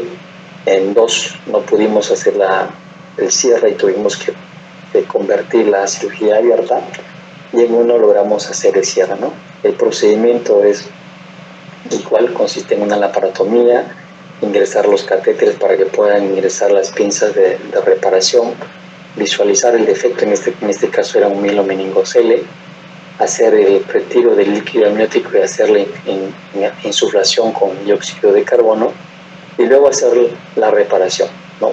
Para esto necesitamos de cirujanos endoscopistas que sean muy hábiles con las pinzas, y teníamos en el equipo un gran cirujano endoscopista que nos ayudó a hacer estas reparaciones. se coloca un parche, ese parche se entierra a nivel del plano muscular y luego se produce el cierre del plano muscular y el cierre de piel. Hay otras técnicas o variantes de esas técnicas que se han reportado, pero nosotros esa es la técnica que nosotros realizamos. Cuando comparamos la técnica abierta con la técnica fetoscópica, pues lógicamente la técnica fetoscópica son 3 puntos, la técnica abierta es un corte. Al momento de hacer la histerografía, igual la técnica fetoscópica, cada trocar lo cerramos con un punto, en cambio en la técnica abierta tenemos que hacer sutura en 3 planos, ¿no? Lo que queremos es que se cierre ese defecto y que el niño nazca con el defecto cerrado. Y si hemos logrado que este niño nazca con el defecto cerrado y nazca pasadas las 37 semanas, pues seguramente hemos hecho bastante con este tipo de cirugía. Este es uno de los casos publicados por el Ministerio de Salud, en la cual se observa que esta niña post reparación de meningocelia puede caminar independientemente. Sin embargo, siempre tenemos que tener la orientación clara de que este tipo de cirugía busca reducir mortalidad infantil, que estaba comenzándoles al inicio de esta presentación, y que busca reducir la tasa de hidrocefalia. Ese es el objetivo primario de esta cirugía. Y como objetivo secundario, pues va a mejorar definitivamente también la función motora. ¿Qué hemos ganado con la introducción de la cirugía intrauterina de espina bífida en el país? Pues personalmente muchas lecciones. Puedo decir que necesitamos la ayuda de todos para que esto pueda ser realidad. Hemos aprendido a trabajar en equipo. El hecho de que ahora se opere a estos niños, a estos fetos con cirugía de manera intrauterina, hace de que la gente que hace diagnóstico prenatal pues sea más acucioso y busque más este defecto y refiera más. Y de hecho hemos tenido mucho más casos referidos entre casos leves y casos severos que eran inoperables, y eso es lo que hace la introducción de cirugía, mejora y empuja el diagnóstico prenatal. La motivación de muchos jóvenes a iniciarse en medicina fetal y viajar al extranjero para tener capacitación en medicina fetal, hemos motivado múltiples especialidades a integrarse al trabajo, especialidades como neurocirugía, como anestesiología, como cirugía pediátrica y otras especialidades, incluyendo también al equipo de enfermeras. Al final se disminuyen los costos en el manejo postnatal definitivamente, porque este recién nacido ya no va a necesitar cuidados intensivos y no va a necesitar tiempo postnatal en cuidados intensivos. Y lo que siempre esperamos es que la enfermedad de la espina bífida sea reconocida como un problema de salud pública, ¿no? Para que no solamente lo miremos los obstetras, sino lo miren todas las especialidades que vienen de en adelante y podamos recuperar al ser humano, que es la razón de todos por la cual hemos elegido la carrera de medicina. Entonces, con eso estoy terminando mi presentación. Muchas gracias nuevamente a Guillermo y a la Sociedad Peruana de Obstetricia y Ginecología por la invitación. Muchas gracias, Walter. Realmente siempre es un gusto escucharte y en realidad ver la experiencia de 20 casos. Yo creo que tienes 23 ahora, pero de todas maneras exitosos en esto es para nosotros muy bueno.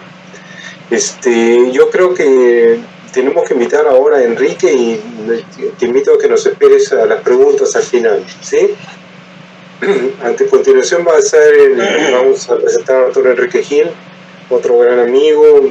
Enrique es ginecobstetra por la Universidad Nacional Mayor de San Marcos, es especialista en medicina fetal por el King's College Hospital en Londres, y también estuvo en Cincinnati Children's Hospital en Estados Unidos haciendo espina bífida precisamente, ¿no? Si no me equivoco.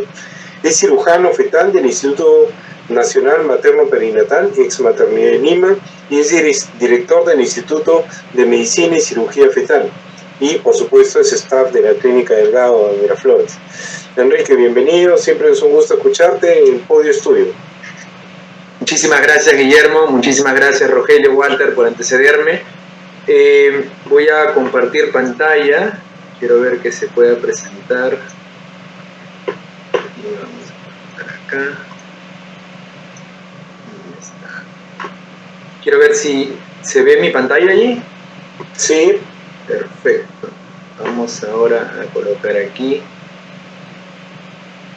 Se ve que diga estado actual de la terapia y cirugía fetal en el Perú. Está tu presentación. Perfecto. Entonces, en aras del tiempo, vamos a tratar de ir rápido, definitivamente tocar todas las intervenciones que realizamos a profundidad. Es difícil en 20, 30 minutos, así que vamos a tratar de dejar algunos conceptos fijos sobre lo que estamos haciendo en nuestro país y cómo nos sitúa eso en Latinoamérica y en el mundo. En primer lugar, como concepto general, es entender que, como mencionó Rogelio en algún momento, la cirugía fetal nace con ciertas indicaciones, teniendo como punto fundamental que la anomalía constituye una amenaza para la vida, para su vida. Pero definitivamente hemos visto con la cirugía fetal de espina bífida, que es importantísima también, porque la calidad de vida también es importante. Entonces, ¿cuál va a ser ese punto? Definitivamente el futuro va a decirlo. Pero existen ya ciertas indicaciones que, como ustedes pueden ver, pueden tomar una foto para guardarla si no está redundando en la misma, sobre la International Fetal Medicine and Surgery Society, sobre cuáles son esas indicaciones. Pero aquí quisiera aclarar un punto, es importante recordar. Mundialmente está existiendo una tendencia un poco snob sobre lo que es la cirugía fetal. Y mucha gente quiere formarse en cirugía fetal y se olvida que lo más importante es la medicina fetal. La medicina fetal como tal constituye verdaderamente la especialidad que toma el feto como paciente, siendo la cirugía fetal parte de ella, y de hecho constituiría el 10 a 20% de lo que realmente es la medicina fetal. Y partiendo de eso, no habría cirugía fetal si no hay diagnóstico prenatal. Por eso es importante resaltar que con estas cirugías, con estas intervenciones, es necesaria la divulgación y la enseñanza de la medicina fetal a nivel de subespecialidad. En ese sentido, ¿cuáles son las intervenciones en cuanto a terapia fetal que podemos realizar y que realizamos actualmente en el país? Vamos a dividirlas en tres grupos. El intervencionismo percutáneo, que se realiza a través de agujas con distinto diámetro, el intervencionismo a través de fetoscopios, es decir, aquel que ingresa de forma endoscópica a la cavidad uterina y nos da una visualización de lo que está pasando dentro del útero, y obviamente el intervencionismo abierto, que como ustedes escucharon es el de elección en la reparación de mielomeningocele. Vamos a ir uno por uno. Como ustedes verán, en el primer cuadro con respecto al intervencionismo percutáneo, pongo lo que es relacionado a la biopsia corial, la amniocentesis y la amnioinfusión. ¿Y por qué pongo esto como parte del intervencionismo? Porque recordemos que la medicina fetal básicamente la podemos dividir en tres grandes pasos. Primero, tamizaje o screening. Segundo, diagnóstico. Y tercero, tratamiento. En la parte del diagnóstico vamos a tener un diagnóstico ecográfico, pero también necesitamos un diagnóstico cromosómico. Y para eso tenemos que dominar las técnicas tanto de la biopsia corial como la amniocentesis. Y no solamente para diagnóstico, sino que el dominio de la amniocentesis va a permitir realizar procedimientos que forman parte del intervencionismo fetal, como son la anestesia fetal, que se realiza con una aguja de amniocentesis, amnioinfusión, en el caso de, por ejemplo, realizar una derivación vésico-amniótica por una megavejiga que no tenga líquido y que tenemos que construirle una ventana operatoria para poder colocar el shunt, etcétera, etcétera. Entonces, no podemos olvidar que la base por la cual el ginecobstetra es quien realiza los procedimientos invasivos y la terapia fetal es el dominio ecográfico, es decir, la guía ecográfica de estos procedimientos es fundamental para poder ingresar y poder tratar al bebé dentro del útero. Y en eso tenemos que recordar que tanto la biopsia corial como las amniocentesis en manos entrenadas no tiene una tasa de pérdida del 1% que tradicionalmente se enseña, sino solamente del 0.22%, y más que nada también depende de la patología. ¿Cuál es el siguiente procedimiento o intervencionismo percutáneo que se realiza? Pues como ustedes muchos saben, la cordocentesis y la transfusión sanguínea intrauterina. Para esto vamos a utilizar una aguja de amniocentesis en realidad, una aguja de 21 gauge, 22 gauge, es decir, de 1 milímetro de grosor, y vamos a utilizarla básicamente en el cuadro de anemia fetal, es decir, vamos a transfundir sangre porque el bebé tiene anemia. Y hay dos patologías clásicas que causan anemia fetal. Una de ellas es obviamente la isoinmunización por incompatibilidad de RH, y la otra que quizás no se ve mucho, no se diagnostica mucho, es la infección por parvovirus que produce una anemia plástica fetal que no solamente baja los hematíes, sino también las plaquetas. Es importante recordar que tanto para el manejo de los dos cuadros en el aspecto de la anemia fetal es crucial el dominio del Doppler de la arteria cerebral media para poder hacer el diagnóstico ecográfico de anemia fetal, y esto acompañarlo, como ustedes pueden ver allí en mi mouse, de signos ecográficos fetales de anemia fetal, como son la ascitis, la cardiomegalia y el polidramios con la placentomegalia. El tipo de transfusión sanguínea se puede realizar por cordocentesis, ya sea anterior, es decir, cuando la placenta está en la cara anterior, desde transplacentaria, como ustedes pueden ver en este video. Puede ser una cordocentesis transamniótica, cuando la placenta es posterior. Puede ser una cordocentesis de asa libre, cuando no tienes acceso a la inserción de la vena umbilical en la placenta, o como ustedes pueden ver en este caso que realizamos en la clínica Delgado con precisamente el doctor Guillermo Díez, una transfusión sanguínea intracardíaca, en el caso en el cual la edad gestacional sea menor a 26 semanas y el bebé se encuentre en un estado hidrópico acompañado de una bradicardia fetal severa, como era en este caso y ustedes pueden ver en el video. Lo siguiente son las derivaciones intrauterinas. ¿Qué son derivaciones intrauterinas? Es básicamente bypassear alguna cavidad dentro del feto hacia el espacio amniótico. Y tenemos fundamentalmente dos: las derivaciones tóracoamnióticas y las derivaciones vésicoamnióticas. En el caso de las derivaciones vésicoamnióticas, las que se utilizan básicamente están relacionadas con la obstrucción urinaria baja, es decir, con la megavejiga. ¿Y por qué es importante realizar aquí esta derivación vésicoamniótica? Porque la megavejiga, al no poder expulsar la orina, ejerce un efecto retrógrado que daña por presión los riñones, produce displasia renal multiquística, y asimismo la ausencia de líquido amniótico no permite el desarrollo de los pulmones.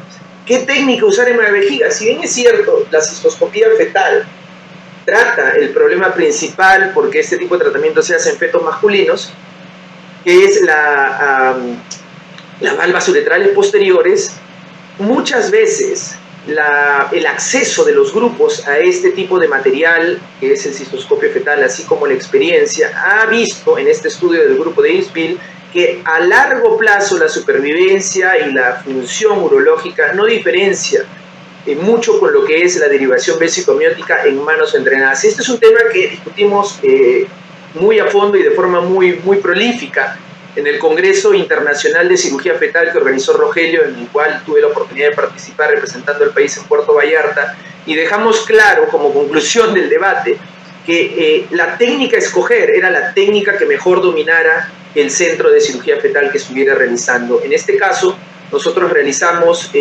por default la derivación vésico-amniótica, que básicamente, como ustedes pueden ver, establecemos primero el diagnóstico prequirúrgico y luego procedemos a realizar la colocación del shunt vésico-amniótico. Para eso, primero realizamos esta creación de ventana operatoria, es decir, con una amnioinfusión, con una aguja de amniocentesis, y luego colocamos el shunt vésico-amniótico con una aguja de 14 gauge. Utilizamos el shunt de Harrison. Es una aguja de 14 gauge, 2,5 milímetros que requiere anestesia local materna, y luego, como ustedes pueden ver, ingresamos con esa aguja hasta la vejiga del bebé, y una vez dentro de la vejiga, como ustedes pueden ver allí, vamos a proceder a hacer la instalación en inglés le llaman el deployment del shunt vésico-amniótico, para de esa forma bypassear la obstrucción, lograr disminuir la presión en los riñones y de esa forma lograr también la presencia de líquido amniótico. Tenemos ya en la revista peruana de ginecobstetricia el primer caso realizado con evaluación postnatal al año de vida de nuestro primer caso. Y en el caso de la derivación tóraco-amniótico, como mencionó, y hubo una muy buena pregunta del doctor Elías ahí en los comentarios, ¿cuándo se hablaba de hidrotórax masivo? En realidad, la definición más importante para poder definir no solamente que haya hidros, sino que el hidrops esté en relación como origen al hidrotórax, para poder realizar esta colocación del shunt tóraco-amniótico, que puede ser unilateral, puede ser bilateral, dependiendo de la desviación que esté ocasionando en el caso de la unilateralidad. Y lo que es importante resaltar aquí es que al nacimiento es importante clampar ese shunt tóraco-amniótico, porque puede hacer la presencia de aire en la pleura. Finalmente, el láser intersticial en el grupo percutáneo, bueno, el láser intersticial y el cateterismo cardíaco. El láser intersticial, la técnica más común utilizada, no voy a redundar en lo que ya mencionó Rogelio, en los casos del secuestro broncopulmonar, recordando que lo más común es el secuestro extralobar, aquel que tiene su propia pleura, reconocido internacionalmente. El principal tratamiento es el láser intersticial. Ustedes pueden ver acá la imagen a la izquierda del diagnóstico prenatal del vaso nutricio de la masa pulmonar, que por lo general suele confundirse con un CIPAN microquístico o un CIPAN tipo 2 intermedio, pero hay que buscar bien el vaso. Y previa anestesia fetal, que se realiza con una aguja de amniocentesis en el músculo fetal, luego entramos con una aguja de 18 gauge, es decir, con la aguja de biopsia corial, al vaso, y a través del vaso vamos a pasar una fibra láser de 600 nanómetros. Esta es una cirugía de vaso nutricio realizada en la Clínica Delgado. Actualmente tenemos 5 casos ya realizados, 3 con hidrops, 2 sin hidrops, pero con una gran desviación del corazón, y que vamos a participar del estudio que mencionó Rogelio, liderado por el profesor Nicolaides, con respecto a los casos que hemos realizado en este caso en la Clínica Delgado. Y este es el antes. Ustedes pueden ver esta paciente a las 21 semanas, con su autorización puse el nombre para que puedan ver claramente la evolución de las 21 semanas con las 30 semanas, es decir, el antes de la cirugía y el después. Miren cómo la citis quedó resuelta y la desviación masiva del corazón prácticamente se redujo a menos de la mitad. Láser intersticial en gestaciones monocoriales, por supuesto. Recordemos que las gestaciones monocoriales tienen distintas complicaciones, síndrome de transfusión fetal, RCO selectivo, pero una de ellas es la secuencia TRAP, en la cual, como ustedes pueden ver en el video, puede ser diagnosticado desde el primer trimestre. Tienes a un gemelo bomba que está dándole sangre a través de una anastomosis arterioarterial y veno-venosa a un gemelo parasítico que tiene el flujo reverso y por lo tanto solamente desarrolla la mitad inferior de su cuerpo. Ustedes pueden ver una secuencia TRAP en un embarazo gemelar monocorial monoamniótico en el primer trimestre. Ahí ustedes pueden ver. Pero también se puede dar el diagnóstico, como en este caso de una paciente que vino de Honduras para realizarse la cirugía, con el diagnóstico en el segundo trimestre, a las 18 semanas, 4 días. Este caso fue manejado en el Instituto Peruano de Medicina y Cirugía Fetal. Son casos que pueden tener tratamiento, como les vuelvo a repetir, percutáneo. No es necesario esperar a que lleguen las 32 semanas, monitorizar y recién allí darme cuenta que ha crecido demasiado para intervenir, porque muchas veces ya es tarde en ese sentido. Y el tratamiento básicamente consiste, como su mismo nombre lo dice, en ingresar con una aguja de 18 gauge, nuevamente, exactamente con la misma de biopsia corial, a través de la cual vamos a pasar la fibra láser y vamos a proceder, como ustedes pueden ver allí en el video, a la ablación del flujo sanguíneo en el gemelo parasítico.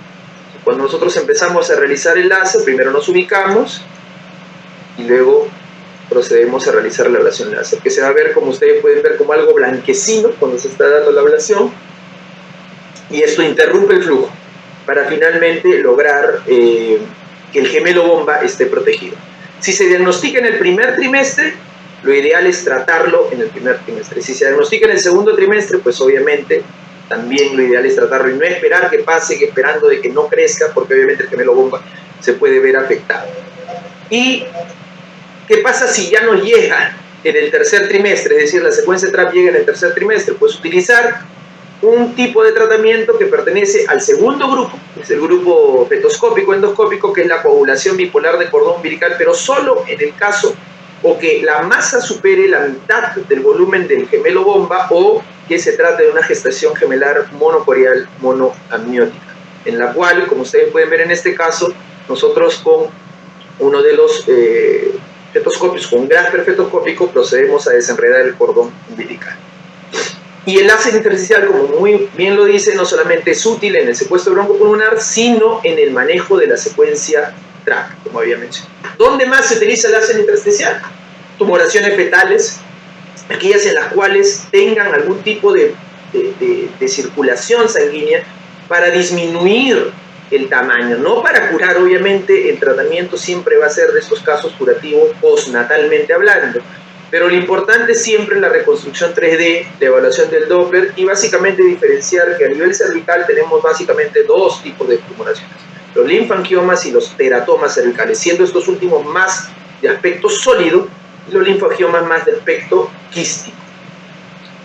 Finalmente, en cuanto a cateterismo cardíaco, teníamos ya un primer caso a ser evaluado. Ustedes, como pueden ver, el cateterismo cardíaco se realiza básicamente en dos condiciones, en la estenosis aórtica crítica y en la estenosis pulmonar. Para la estenosis aórtica, como ustedes pueden ver en los videos, se trata allí un caso de estenosis aórtica crítica, pero que ya tiene fibroelastosis endocárdica en el ventrículo, una gran dilatación, y nosotros actualmente para este tipo de procedimientos nos estamos asesorando del grupo de Madrid, del doctor Alberto Galindo, que es uno de los grupos con mayor experiencia en el mundo.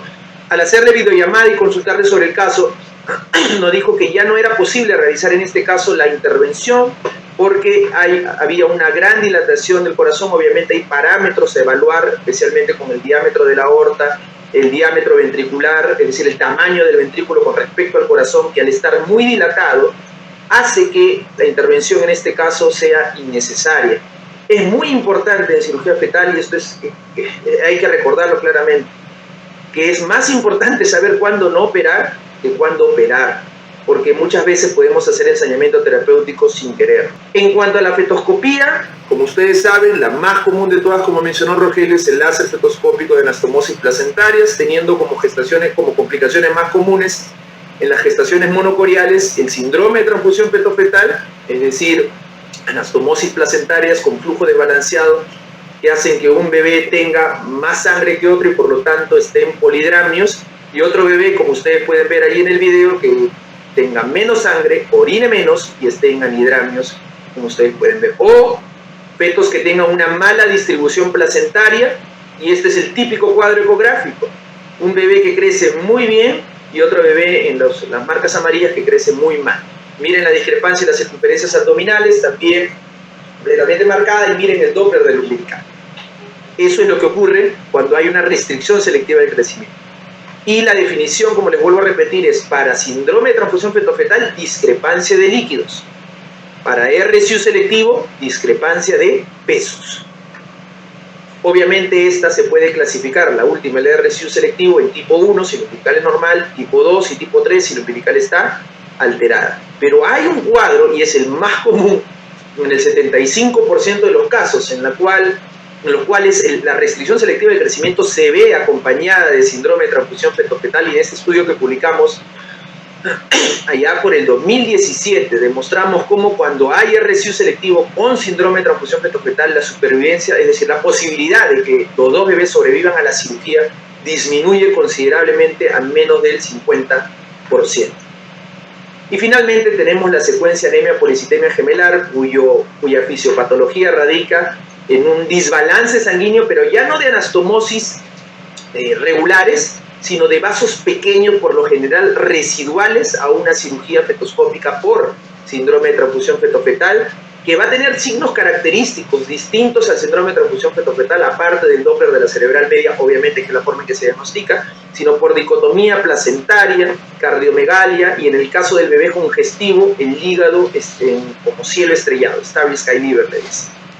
El tratamiento, ya sea en síndrome de transfusión fetofetal, en RSU selectivo, en TAPS menor a 26 semanas, porque si es mayor a 26 semanas es preferible una transfusión sanguínea en TAPS.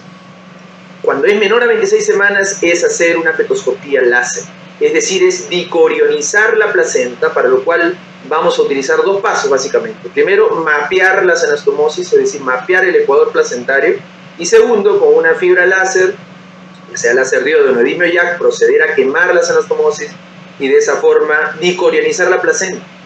Porque al fin y al cabo, si uno fallece, ya no se estaría llevando al otro, que es una de las complicaciones de las gestaciones monocorianas.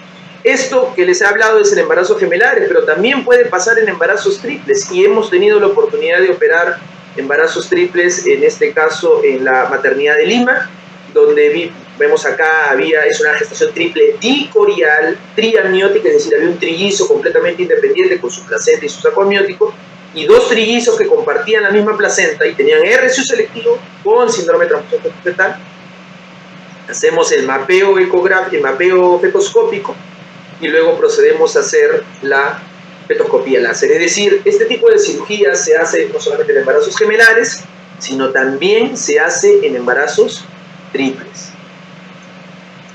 Muy bien, entonces sigamos. Vamos a ver. Lo siguiente es la oclusión traqueal con balón y el retiro del mismo. En el caso de la hernia diafragmática ha tenido una gran evolución desde la cirugía fetal abierta hasta últimamente en cuanto a su manejo endoscópico con la colocación y el retiro del balón. Como muy bien mencionó Rogelio, este es el cuadro que se maneja en Europa, pero vimos nosotros en el estudio que publicamos conjuntamente que la supervivencia en Perú y en Latinoamérica, perdón, se daba cuando, o era mucho peor cuando no era menor al 25%, sino menor al 35%, que era justamente lo que mencionó Rogelio. Y la evidencia fue publicada en julio del 2021, finalmente el Total Trial, que sin la letra significa Tracheal Occlusion to Accelerate Lung Growth, demostraron que hay beneficio en el caso de la hernia diafragmática severa y en el caso de la hernia diafragmática moderada también un menor beneficio, pero existe. Por lo tanto, hoy por hoy la indicación es realizar este tipo de cirugía cuando hay hernia diafragmática severa y moderada, más no cuando hay leve. ¿Qué es lo que se utiliza? Este pequeño baloncito que ustedes pueden ver allí. Nosotros cómo lo colocamos, utilizando una pequeña jeringa de un cc, lo colocamos para poder verificar que esté funcionando.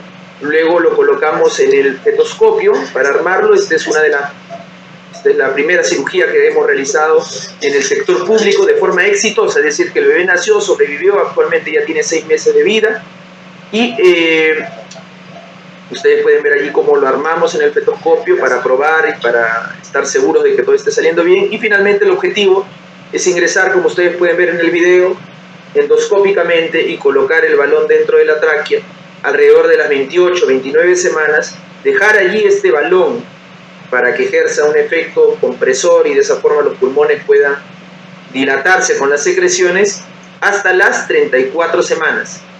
Y a las 34 semanas proceder con el retiro fetoscópicamente. En este caso 34 semanas 5 días fue que lo realizamos. Este es el caso, el primer caso exitoso en el Perú que lo realizamos en la Clínica Delgado.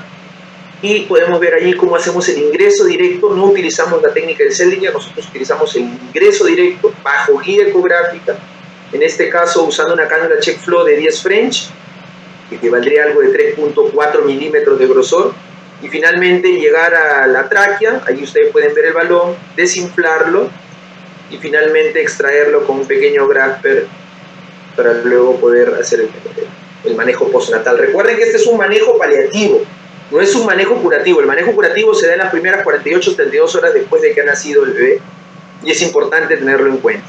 En cuanto a las bandas amnióticas, hicieron una muy buena pregunta. ¿Cómo se hace el manejo? El manejo y el monitoreo en realidad se hace ecográficamente, y para eso se utiliza el Doppler. Y el Doppler, junto con la ecografía, nos van a poder permitir decir si es que tenemos entrar o no. Ustedes pueden ver aquí en este video cómo aquí hay una banda amniótica a nivel del tobillo y a nivel del dedo gordo del pie. Nosotros hicimos esta primera cirugía en la Clínica Delgado también. Vean el resultado postnatal, cómo se logró salvar el tobillo, los dedos, pero miren cómo a pesar de eso, la banda hizo una fractura, un tallo verde en la unión, en el tobillo prácticamente superior de la pierna derecha de la bebita, que tras 2 etaplastías y actualmente en evolución en manejo por traumatología pediátrica está evolucionando favorablemente. Esto lo hemos publicado también con correlación postnatal a los 6 y 12 meses en la revista peruana de ginecobstetría. Y finalmente tenemos otro cuadro importante que mencionó también Rogelio y que hemos hecho acá en el Perú, en este caso en la maternidad de Lima, con respecto a la liberación de membranas obstructivas en caos o en atresia, obstrucción bronquial unilateral, que es la broncoscopía fetal.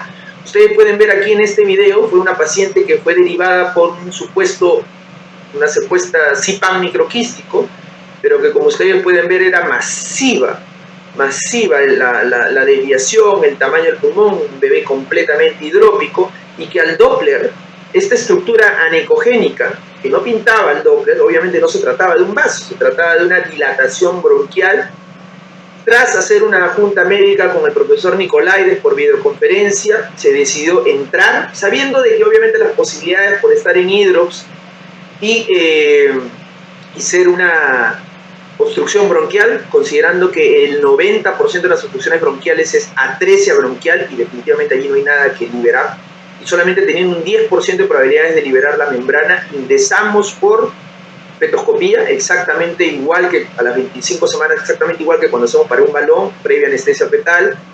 Llegamos hasta las cuerdas vocales, atravesamos la glotis, ustedes pueden ver ahí cómo estamos ingresar, y cuando ingresamos a la tráquea, ustedes pueden ver ahí el video, estamos ingresando, ahí seguimos ingresando, no encontramos nunca carina, no hubo nunca carina, no encontramos esa membrana, vamos a ver más adelante, miren aquí, donde debería estar la carina, no hay carina, se trataba desafortunadamente, lamentablemente, de un caso de atresia bronquial que no pudo ser liberado.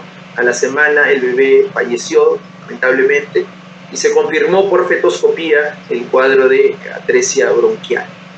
Entonces, en este caso, obviamente, con autorización de los padres, pues hicimos esa cirugía porque ellos estaban desesperados por hacer algo con su bebé. Finalmente, y para ya no redundar lo que expuso Walter, la reparación del mielomeningocele, es importante entender qué es lo que pasa en el mielomeningocele. En el mielomeningocele, al igual que en la mielosquisis, como ustedes pueden ver aquí, esto a la izquierda es un cuadro de mielosquisis, esto a la derecha, aquí al medio, perdón, es un mielomeningocele, y lo que ustedes pueden ver aquí es el fenómeno por el cual se produce el Arnold Chiari, que es la pérdida del líquido cefalorraquídeo por el defecto. Y eso ecográficamente se traduce en el signo de limón y en el signo de la banana, es decir, en la compresión de los parietales y el aplastamiento de la fosa posterior. Ustedes pueden ver allí el defecto en la columna y obviamente una alteración también en la movilidad de las piernas. Antes de hacer cualquier operación, insisto nuevamente, el diagnóstico ecográfico es fundamental. Dominar las distintas técnicas ecográficas para determinar tanto el nivel anatómico, como ustedes están pudiendo ver en el video, y el nivel funcional, es decir, qué es lo que se está moviendo en las piernas. El que realiza, y esto es otra cosa que hay que determinar y dejarlo bien en claro, en todas las otras cirugías previas, intrauterinamente hablando, quien realiza el procedimiento, fundamentalmente, es el ginecólogo especialista en medicina fetal. Pero en el caso de la cirugía fetal de espina bífida, tanto el ginecólogo que hace la histerotomía o que acompaña al que hace la histerotomía como el especialista en medicina fetal, le abren el campo para que el neurocirujano sea el que realiza la corrección, que tiene que ser bien ajustada, le llaman tight closure, una cerradura, un cierre, una reparación del defecto bien ajustado para que no haya pérdida de líquido cefalorraquídeo. Por lo tanto, esa es quizás la principal traba que tiene la cirugía fetoscópica, porque los neurocirujanos no están acostumbrados a realizar la cirugía fetoscópica, no hacen endoscopía, no hacen laparoscopía. Y poner a un cirujano endoscópico con guía de neurocirujano, sí, se puede hacer, de hecho algunos grupos lo hacen, pero como vuelvo a repetir, esa es alguna de las trabas que se dan en algunos grupos que hacen la reparación de mielomeningocele por fetoscopia. Entonces, la espina bífida abierta, en base al Mons Trial, es quien tiene la evidencia, y nosotros realizamos la primera cirugía en el sector privado, Walter la realizó en el sector público, nosotros la realizamos en el sector privado, en la Anglo-Americana, en el 2018, y este año hemos empezado nuevamente con el programa de cirugía fetal de espina bífida, ya no en la privada, seguimos en la Delgado en realidad, y ahora lo estamos haciendo en la maternidad de Lima, y este es el caso, ven ustedes la exposición que tuvo, una muy buena exposición para el neurocirujano, quien está reparando y cerrando el defecto, que es el doctor Marco Mejía, que es realmente uno de los doctores a nivel internacional con mayor experiencia, trabaja con los dos grupos que hacemos cirugía fetal de espina bífida, con el grupo de Walter y con mi grupo. Entonces, es importante resaltar su nombre, el doctor Marco Mejía. Él es realmente una persona muy valiosa para ambos grupos en la realización de este tipo de cirugía. Finalmente, y como conclusión, y no mencioné lo del EXIT, porque Rogelio mencionó algo que nosotros hemos incorporado después de dialogar, ya que como nosotros hacemos broncoscopía fetal y colocación y retiro de balón, también utilizamos y vamos a empezar a realizar lo que es la intubación traqueal fetal endoscópica, el FETI. Por lo tanto, tratamos de evitar el EXIT porque es una cirugía realmente cruenta y que impone cierto riesgo para la mamá. Como conclusiones, no nos olvidemos en medicina fetal y en cirugía fetal que el principal enemigo que tenemos es el parto preterno. Cualquier procedimiento que ingrese o que irrumpa el vientre materno tiene un riesgo de parto prematuro. Y ustedes pueden ver cómo va desde las transfusiones intrauterinas hasta la cirugía láser por fetoscopía, la colocación del balón, todos tienen un riesgo de rotura prematura de membranas y por lo tanto parto prematuro. Y eso es importante tenerlo en cuenta antes de que cualquier centro realice, y eso es algo que hemos venido aprendiendo desde el 2017, que volvimos, ya son 6 años que venimos haciendo cirugía fetal en el sector privado primero, ahora ya en el sector público, para armar el equipo. No solamente la parte de medicina fetal, es importantísima la neonatología, porque si una buena neonatología opera bebés que luego nacen a las 30, 31 semanas y no hay cupo en UCI neonatal, obviamente no va a haber un éxito en la cirugía fetal. Muchísimas gracias por su atención.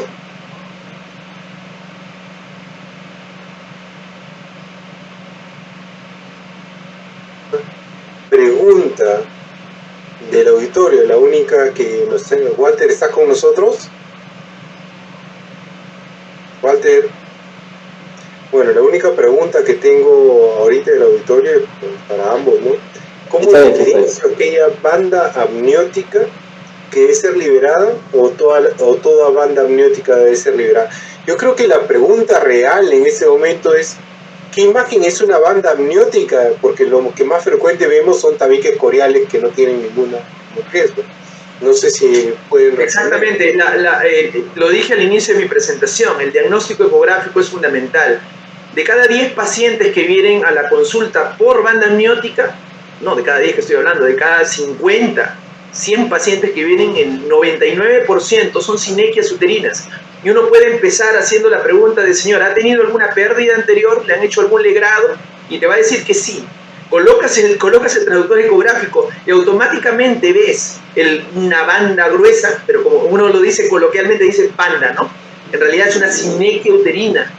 Muchas veces también se puede tratar de una sábana amniótica, pero en realidad la banda amniótica tiene que ser como una membrana flotante de un embarazo intergemelar que tenga la capacidad de envolver las extremidades, y por lo general no viene una, vienen varias, porque la etiopatología de la banda amniótica es un defecto en el amnios. Lo mencionó Rogelio, se puede ver desde las 15 y 16 semanas, tan temprano, porque el defecto estuvo desde un inicio.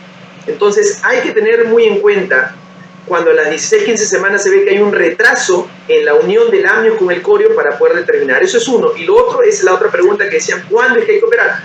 Definitivamente no es que toda banda amniótica se opere, no hay necesidad de operarse, pero uno ecográficamente ya en 2D con color puede determinar si es que realmente se necesita antes de que se produzca la mutilación del miembro afectado.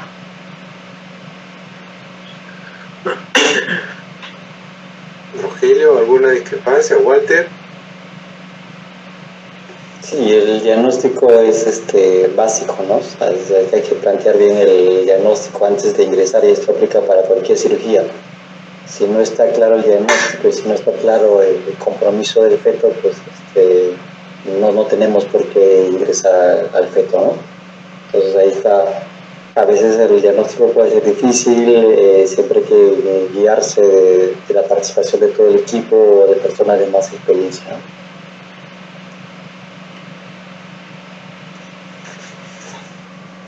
Muy bien.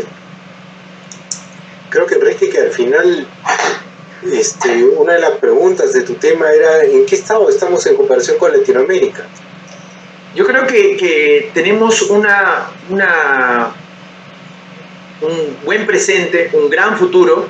Tenemos muchos doctores jóvenes que han vuelto del extranjero, entre mujeres y hombres, no solamente hombres. Aquí hay bastantes doctoras en distintos hospitales públicos, en el sector privado, que han sido entrenados en Brasil, que han sido entrenados en Inglaterra, ya sea ecográficamente, que han sido entrenados en México. Rogelio nos ha aportado con una doctora, la doctora Paola Rivera.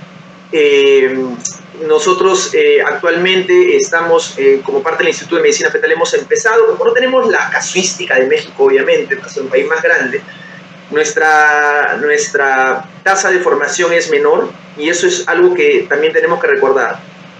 Aparte del realizar los procedimientos, es importante la docencia, porque sin docencia no se avanza, y eso es algo que lo tenemos claro en nuestro grupo, y estamos formando no solamente a nivel de medicina fetal, estamos ya en nuestro quinto grupo de médicos con entrenamiento en medicina fetal, porque el objetivo que compartimos todos los que estamos acá en Perú, al menos porque en México ya existe ese reconocimiento como medicina fetal, es que la medicina fetal sea reconocida a nivel del país como una subespecialidad, y de esa forma se le dé políticamente y económicamente hablando, porque así como los subespecialistas reciben mayor ganancia a nivel público, el sitio que se merece, porque al fin y al cabo todo eso va a redundar en lo más importante, que es nuestra población más vulnerable, que considero yo es la mujer embarazada. Entonces yo considero que a nivel Latinoamérica estamos bien, pero no podemos quedarnos ahí, siempre tenemos que aspirar a mejorar, y es algo que tiene que estimular la competitividad sana, es decir, no estar evitando los dimes y diretes que quizás pasen en otros países. Nosotros tenemos que trabajar todos con un mismo norte, que es nuestro país, y siempre valorarlo en ese sentido, y hacer alianzas estratégicas. En este caso, Rogelio, es una oportunidad que siempre tenemos de poder hacer alianzas. En Colombia tenemos a Saulo Molina, en Argentina, bueno, que ahora está en Estados Unidos, es Adolfo Echegaray. Tenemos un grupo muy compacto, no solamente para investigación, sino para entrenamiento. De hecho, a veces conversamos sobre qué fellow está formando de tal país. Por ejemplo, el año pasado nosotros formamos un fellow en cirugía fetal, el doctor Jairo Muñoz, que está en Sinaloa, que trabaja hoy por hoy con una fellow formada por el doctor Rogelio, que es la doctora Leticia Lara. Entonces, el trabajo conjunto y la incorporación del Perú en el mundo es crucial. Es decir, participar en congresos, exponer en congresos a nivel internacional, y siempre dejar el país bien en alto. Sí, definitivamente, si me permite, Guillermo, bueno, si miramos lo que teníamos hace 10 años, ¿no? O sea, hemos avanzado bastante en medicina fetal, en diagnóstico prenatal. Decíamos cuando exponíamos el tema de espina bífida, el hecho de que se ofrezca cirugía fetal en mi país obliga a que la gente que haga diagnóstico prenatal pues lo haga de una mejor manera, de que esté atento a las malformaciones para que pueda referirse, ¿no? Igual, ¿no? O sea, este fenómeno de globalización ahora hace mucho más fácil para los médicos jóvenes poder viajar y regresar y traer lo nuevo acá al país.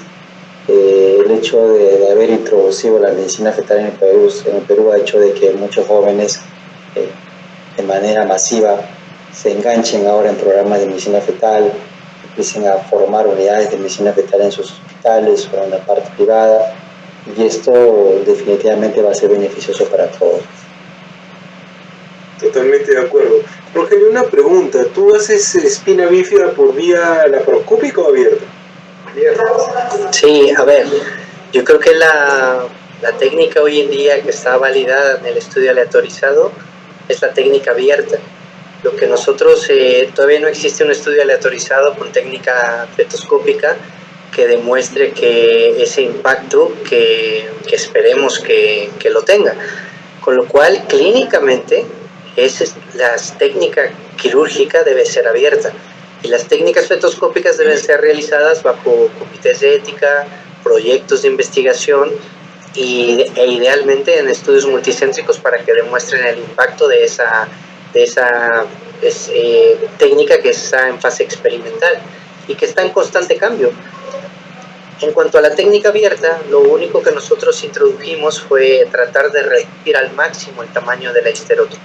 Y esto le llamamos microcirugía o microneurocirugía, que involucra el tener una microhisterotomía de 1.5 a máximo 2 centímetros, y a través de esta pequeña ventana operatoria poder hacer la reparación exactamente igual que como lo realizarías con una histerotomía de mayor tamaño, o como es la técnica clásica que se describió en el MOMS.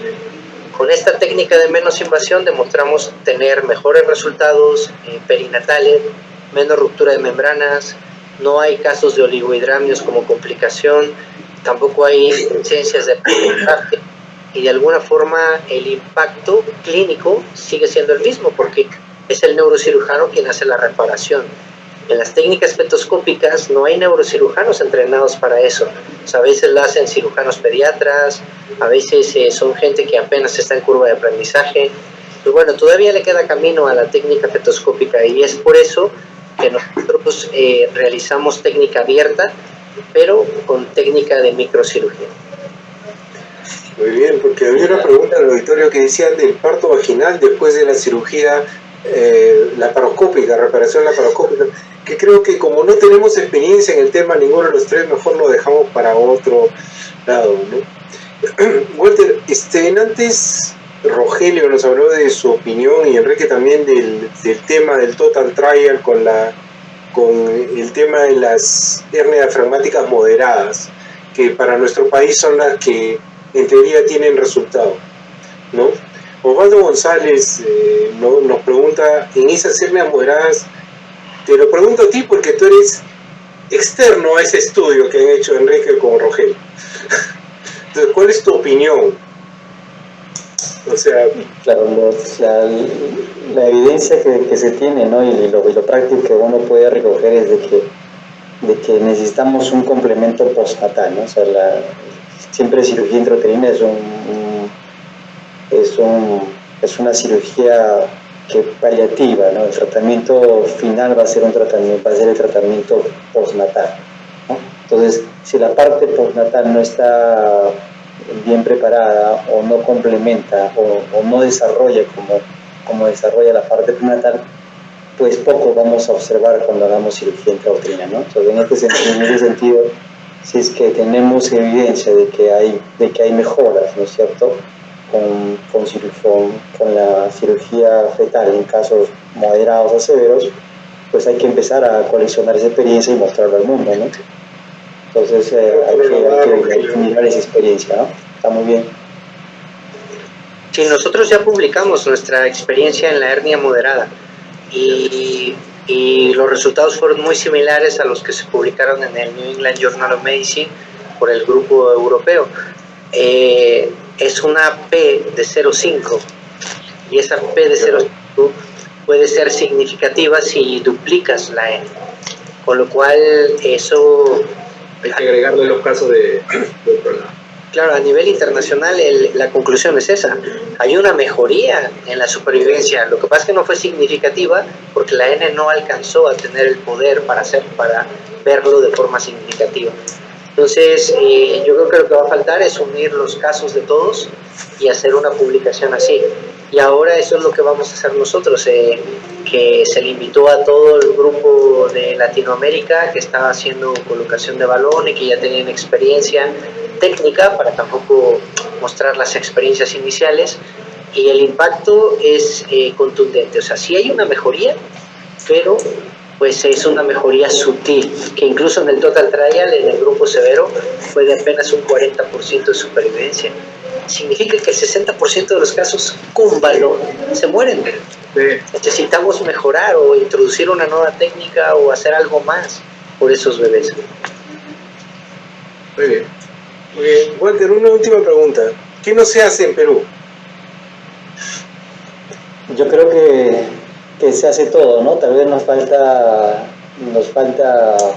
asociarnos más a otras especialidades, como por ejemplo cardiología, y poder hacer intervencionismo cardíaco, ¿no? Nosotros hicimos en el año 2015 el primer cateterismo cardíaco en una paciente de 28 semanas, una valvuloplastia aórtica. Pero después de eso, fíjate que no hubieron casos de estenosis aórtica, al menos referida con los criterios para operar, ¿no? Tuvimos 2 o 3 casos que le planteamos a la familia hacer un cateterismo cardíaco, pero las familias le negaron el tratamiento. Entonces yo creo que en el país en este momento se hace todo, ¿no? O sea, no nos falta nada para ser iguales que a otros países de Latinoamérica o países europeos, ¿no? Tal vez lo que nos falta es organizarnos más, ordenarnos más, tener un comité de oversight, un comité que supervise nuestras actividades, que nos ponga a veces límite a ese ímpetu de querer hacer cosas que no están probadas, ¿no? Creo que por ahí va la cosa en los próximos 10 años, ¿no? Ordenarnos un poco más, concentrar un poco más. Un comité de resultados. Un comité de resultados, o sea, ¿qué pasó con los procedimientos? Porque eso creo que estandarizaría mucho, ¿no? O sea, por ejemplo, en esa valvuloplastía, o sea, ¿qué pasó al final? No reportar los outcomes, porque a veces también decimos, hemos hecho un luto, por ejemplo, el luto que nosotros hicimos tiene 1 año, pero todavía seguía en diálisis peritoneal, o sea, y eso es importante nosotros mencionarlo, ¿no? Creo que el caso de la valvuloplastía a la semana falleció, pero no estoy seguro qué pasó allí, pero hay complicaciones cuando se hacen esas cirugías, y es bueno sincerarlo para que la población vea que no es siempre un éxito todas las cirugías, o sea, hay que tener también un comité o no un comité, sino un programa que simplemente ponga los outcomes y diga, ok, esto es lo que está pasando en todos aquellos que hacen intervencionismo prenatal, y se sincericen los datos. Bueno, yo creo que de ahí la importancia de la publicación. A nivel internacional no hay nada más con mayor rigor científico que una publicación donde además es una revista de prestigio internacional, hay revisores externos y ahí es donde realmente se tienen que publicar las casuísticas. Pero, a ver, yo escuché sus pláticas, y creo que todavía no se ha hecho una cistoscopía fetal en Perú. No, yo no he hecho. Claro, entonces es que, y además ya les dije que lo estamos haciendo por cistoscopía flexible. Claro, ahora lo que tú dices es lo que publicas, pero hay también, y tú sabes muy bien eso, ahí en México, doctores que han hecho ciertos procedimientos no lo publican y nadie sabe que lo han hecho, ¿me entiendes? Si tú sabes de qué estoy hablando, ¿no? Entonces, a eso es a lo que voy, con un programa que realmente vea los resultados. Ok, vas a hacer una cirugía, perfecto, tienes que entrar online, registrar todo esto y de tal forma registras tu outcome. A ver, ¿qué pasó? Que todo esté registrado. Entonces, cosa que cuando uno quiera publicar o decir que ha hecho, con su resultado de la mano, yo creo que la cirugía fetal tiene que ir con el outcome, porque si no dice, o sea, hicimos esto ya, ¿y qué pasó al año? ¿Qué pasó a los 6 meses? ¿No?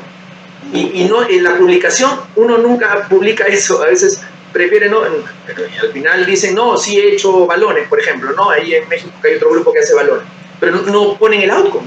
Entonces, ¿cómo uno puede saber que realmente ha sido efectivo o no?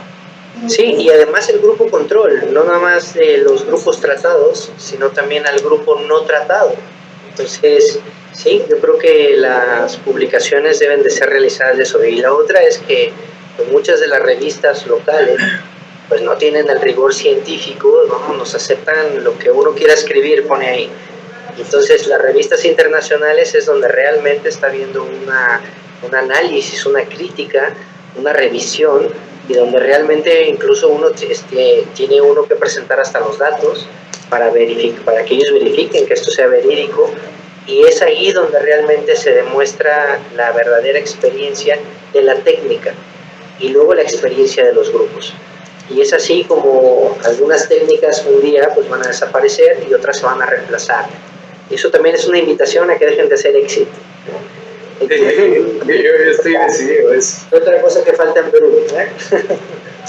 Bueno, pero para eso todavía... te lo voy a mandar a la serie para que de una vez lo publiquemos ahí.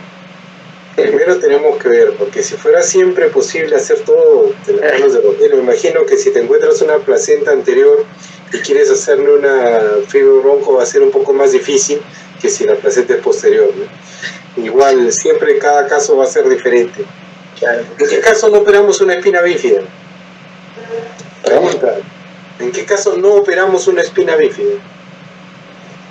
La cirugía de espina bífida es una cirugía que hay que explicarla bien al paciente, ¿no? Que cuando tenemos el diagnóstico de espina bífida tenemos que decirle que este es un diagnóstico severo. La cirugía no va a curar al bebé, sino busca disminuir los riesgos, las complicaciones, las secuelas a largo plazo, con un importante riesgo materno. Eso lo tiene que entender la paciente. Entonces, la primera condición de cuando no operamos es cuando la paciente tiene dudas acerca de ese procedimiento. La consejería que le demos nunca debe ser una consejería dirigida, sino una consejería lo más horizontal que podamos tener para que el paciente pueda decidir en base a la información, ¿no? O sea, no podemos sesgarnos y decir que eso es la cirugía salvadora, porque no es así. Y luego los criterios los tenemos ahí en el MOST trial, ¿no? Ahí están ya cuestiones de positiva, edad gestacionales, niveles de lesión, hay casos de espina bífida que están cubiertas por piel y que no hacen arnoquiárisis, por ejemplo, tampoco van a cirugía intrauterina, ¿no?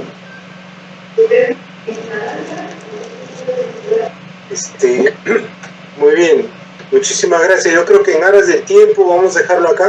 Solo hay una pregunta del doctor Zavala que creo que ustedes van a discrepar en el método. ¿La biopsia escorial es vaginal o abdominal?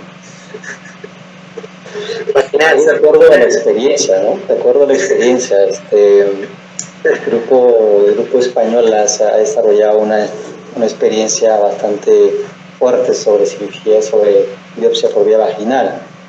Ahora, nosotros hacemos la biopsia escorial por vía transabdominal y hemos hecho biopsias de todo tipo, placentas laterales, posteriores, bajas, y nunca hemos tenido problemas. Es de acuerdo a la experiencia y a la comodidad del que va a hacer la intervención. Sí, por eso sabía que iban a discrepar, porque tenemos dos grupos acá, dos escuelas bien diferentes. Rogelio, Enrique, Walter... Hay una cosa que decía Tony Borrell en Barcelona, y es que decía: el que domina las dos técnicas es el que debe responder esas preguntas. Entonces, claro, si tú solo te enseñaron a hacer una, pues no vas a poder decir que esa es la mejor, es más bien, esta es la que sé, y es lo que Enrique siempre defiende. Si tú sabes hacer esa, pues esa haz, ¿no? Porque esa es tu expertise. Pero yo creo que esa respuesta ya hace falta un estudio acreditado de gente que sepa hacer las dos cosas y que un día lo demostremos. Yo hoy digo que la vaginal, pero claro, falta que hagamos ese estudio de gente entrenada en las técnicas y mostrar resultados, ¿vale? Por ejemplo, Walter se entrenó en Murcia, en invasivo, yo fui a Granada y hemos hecho transvaginal, porque ahí en España nos hacían hacer la transvaginal, así que... Bueno, sí, hemos visto los dos. Un aleatorizado, ya está. Esa es otra cosa, pero claro, depende también del operador, ¿no? O sea, claro, obviamente la transabdominal va a requerir mayor entrenamiento ecográfico, la otra es sencilla por ver. Muy bien. Muchísimas gracias, y yo creo que voy a dejar al doctor Sandoval para que cierre la sesión. Gracias a todos. Gracias. Muy amable realmente. Abrazo a todos. Gracias. Chao. Bueno, a mí me queda agradecer por tan excelentes presentaciones, sobre todo exhibiendo la casuística propia y en una cirugía tan apasionante. Y aparte de apasionante, sentir el rescatar a los niños con determinadas patologías, y no solamente hacer el rescate de la vida, sino de acuerdo a los estudios y a lo que les hemos escuchado, es darles calidad de vida, ¿no? Que es importantísimo. Yo creo que conforme pasan los días van a ir consolidando más la experiencia, va a ir mejorando las tecnologías de tal forma que siempre estaremos atentos a lo que sucede en cuanto a cirugía fetal. Nuevamente les agradezco en nombre de la Sociedad Peruana de Obstetricia y Ginecología al doctor Rogelio Cruz, al doctor Walter Ventura, al doctor Enrique Gil Guevara, por sus presentaciones excelentes, y a nuestro moderador, el doctor Guillermo Díez, que ha estado en su noche prácticamente, en día perdió su especialidad. Y a todos los que nos han seguido esta noche, quiero agradecerles también el habernos acompañado, y esperamos encontrarnos en una próxima reunión. Muchas gracias. Muchas gracias. Gracias. Buenas noches. Buenas noches. Hasta luego. Gracias. Chao, Enrique. Chao. Chao.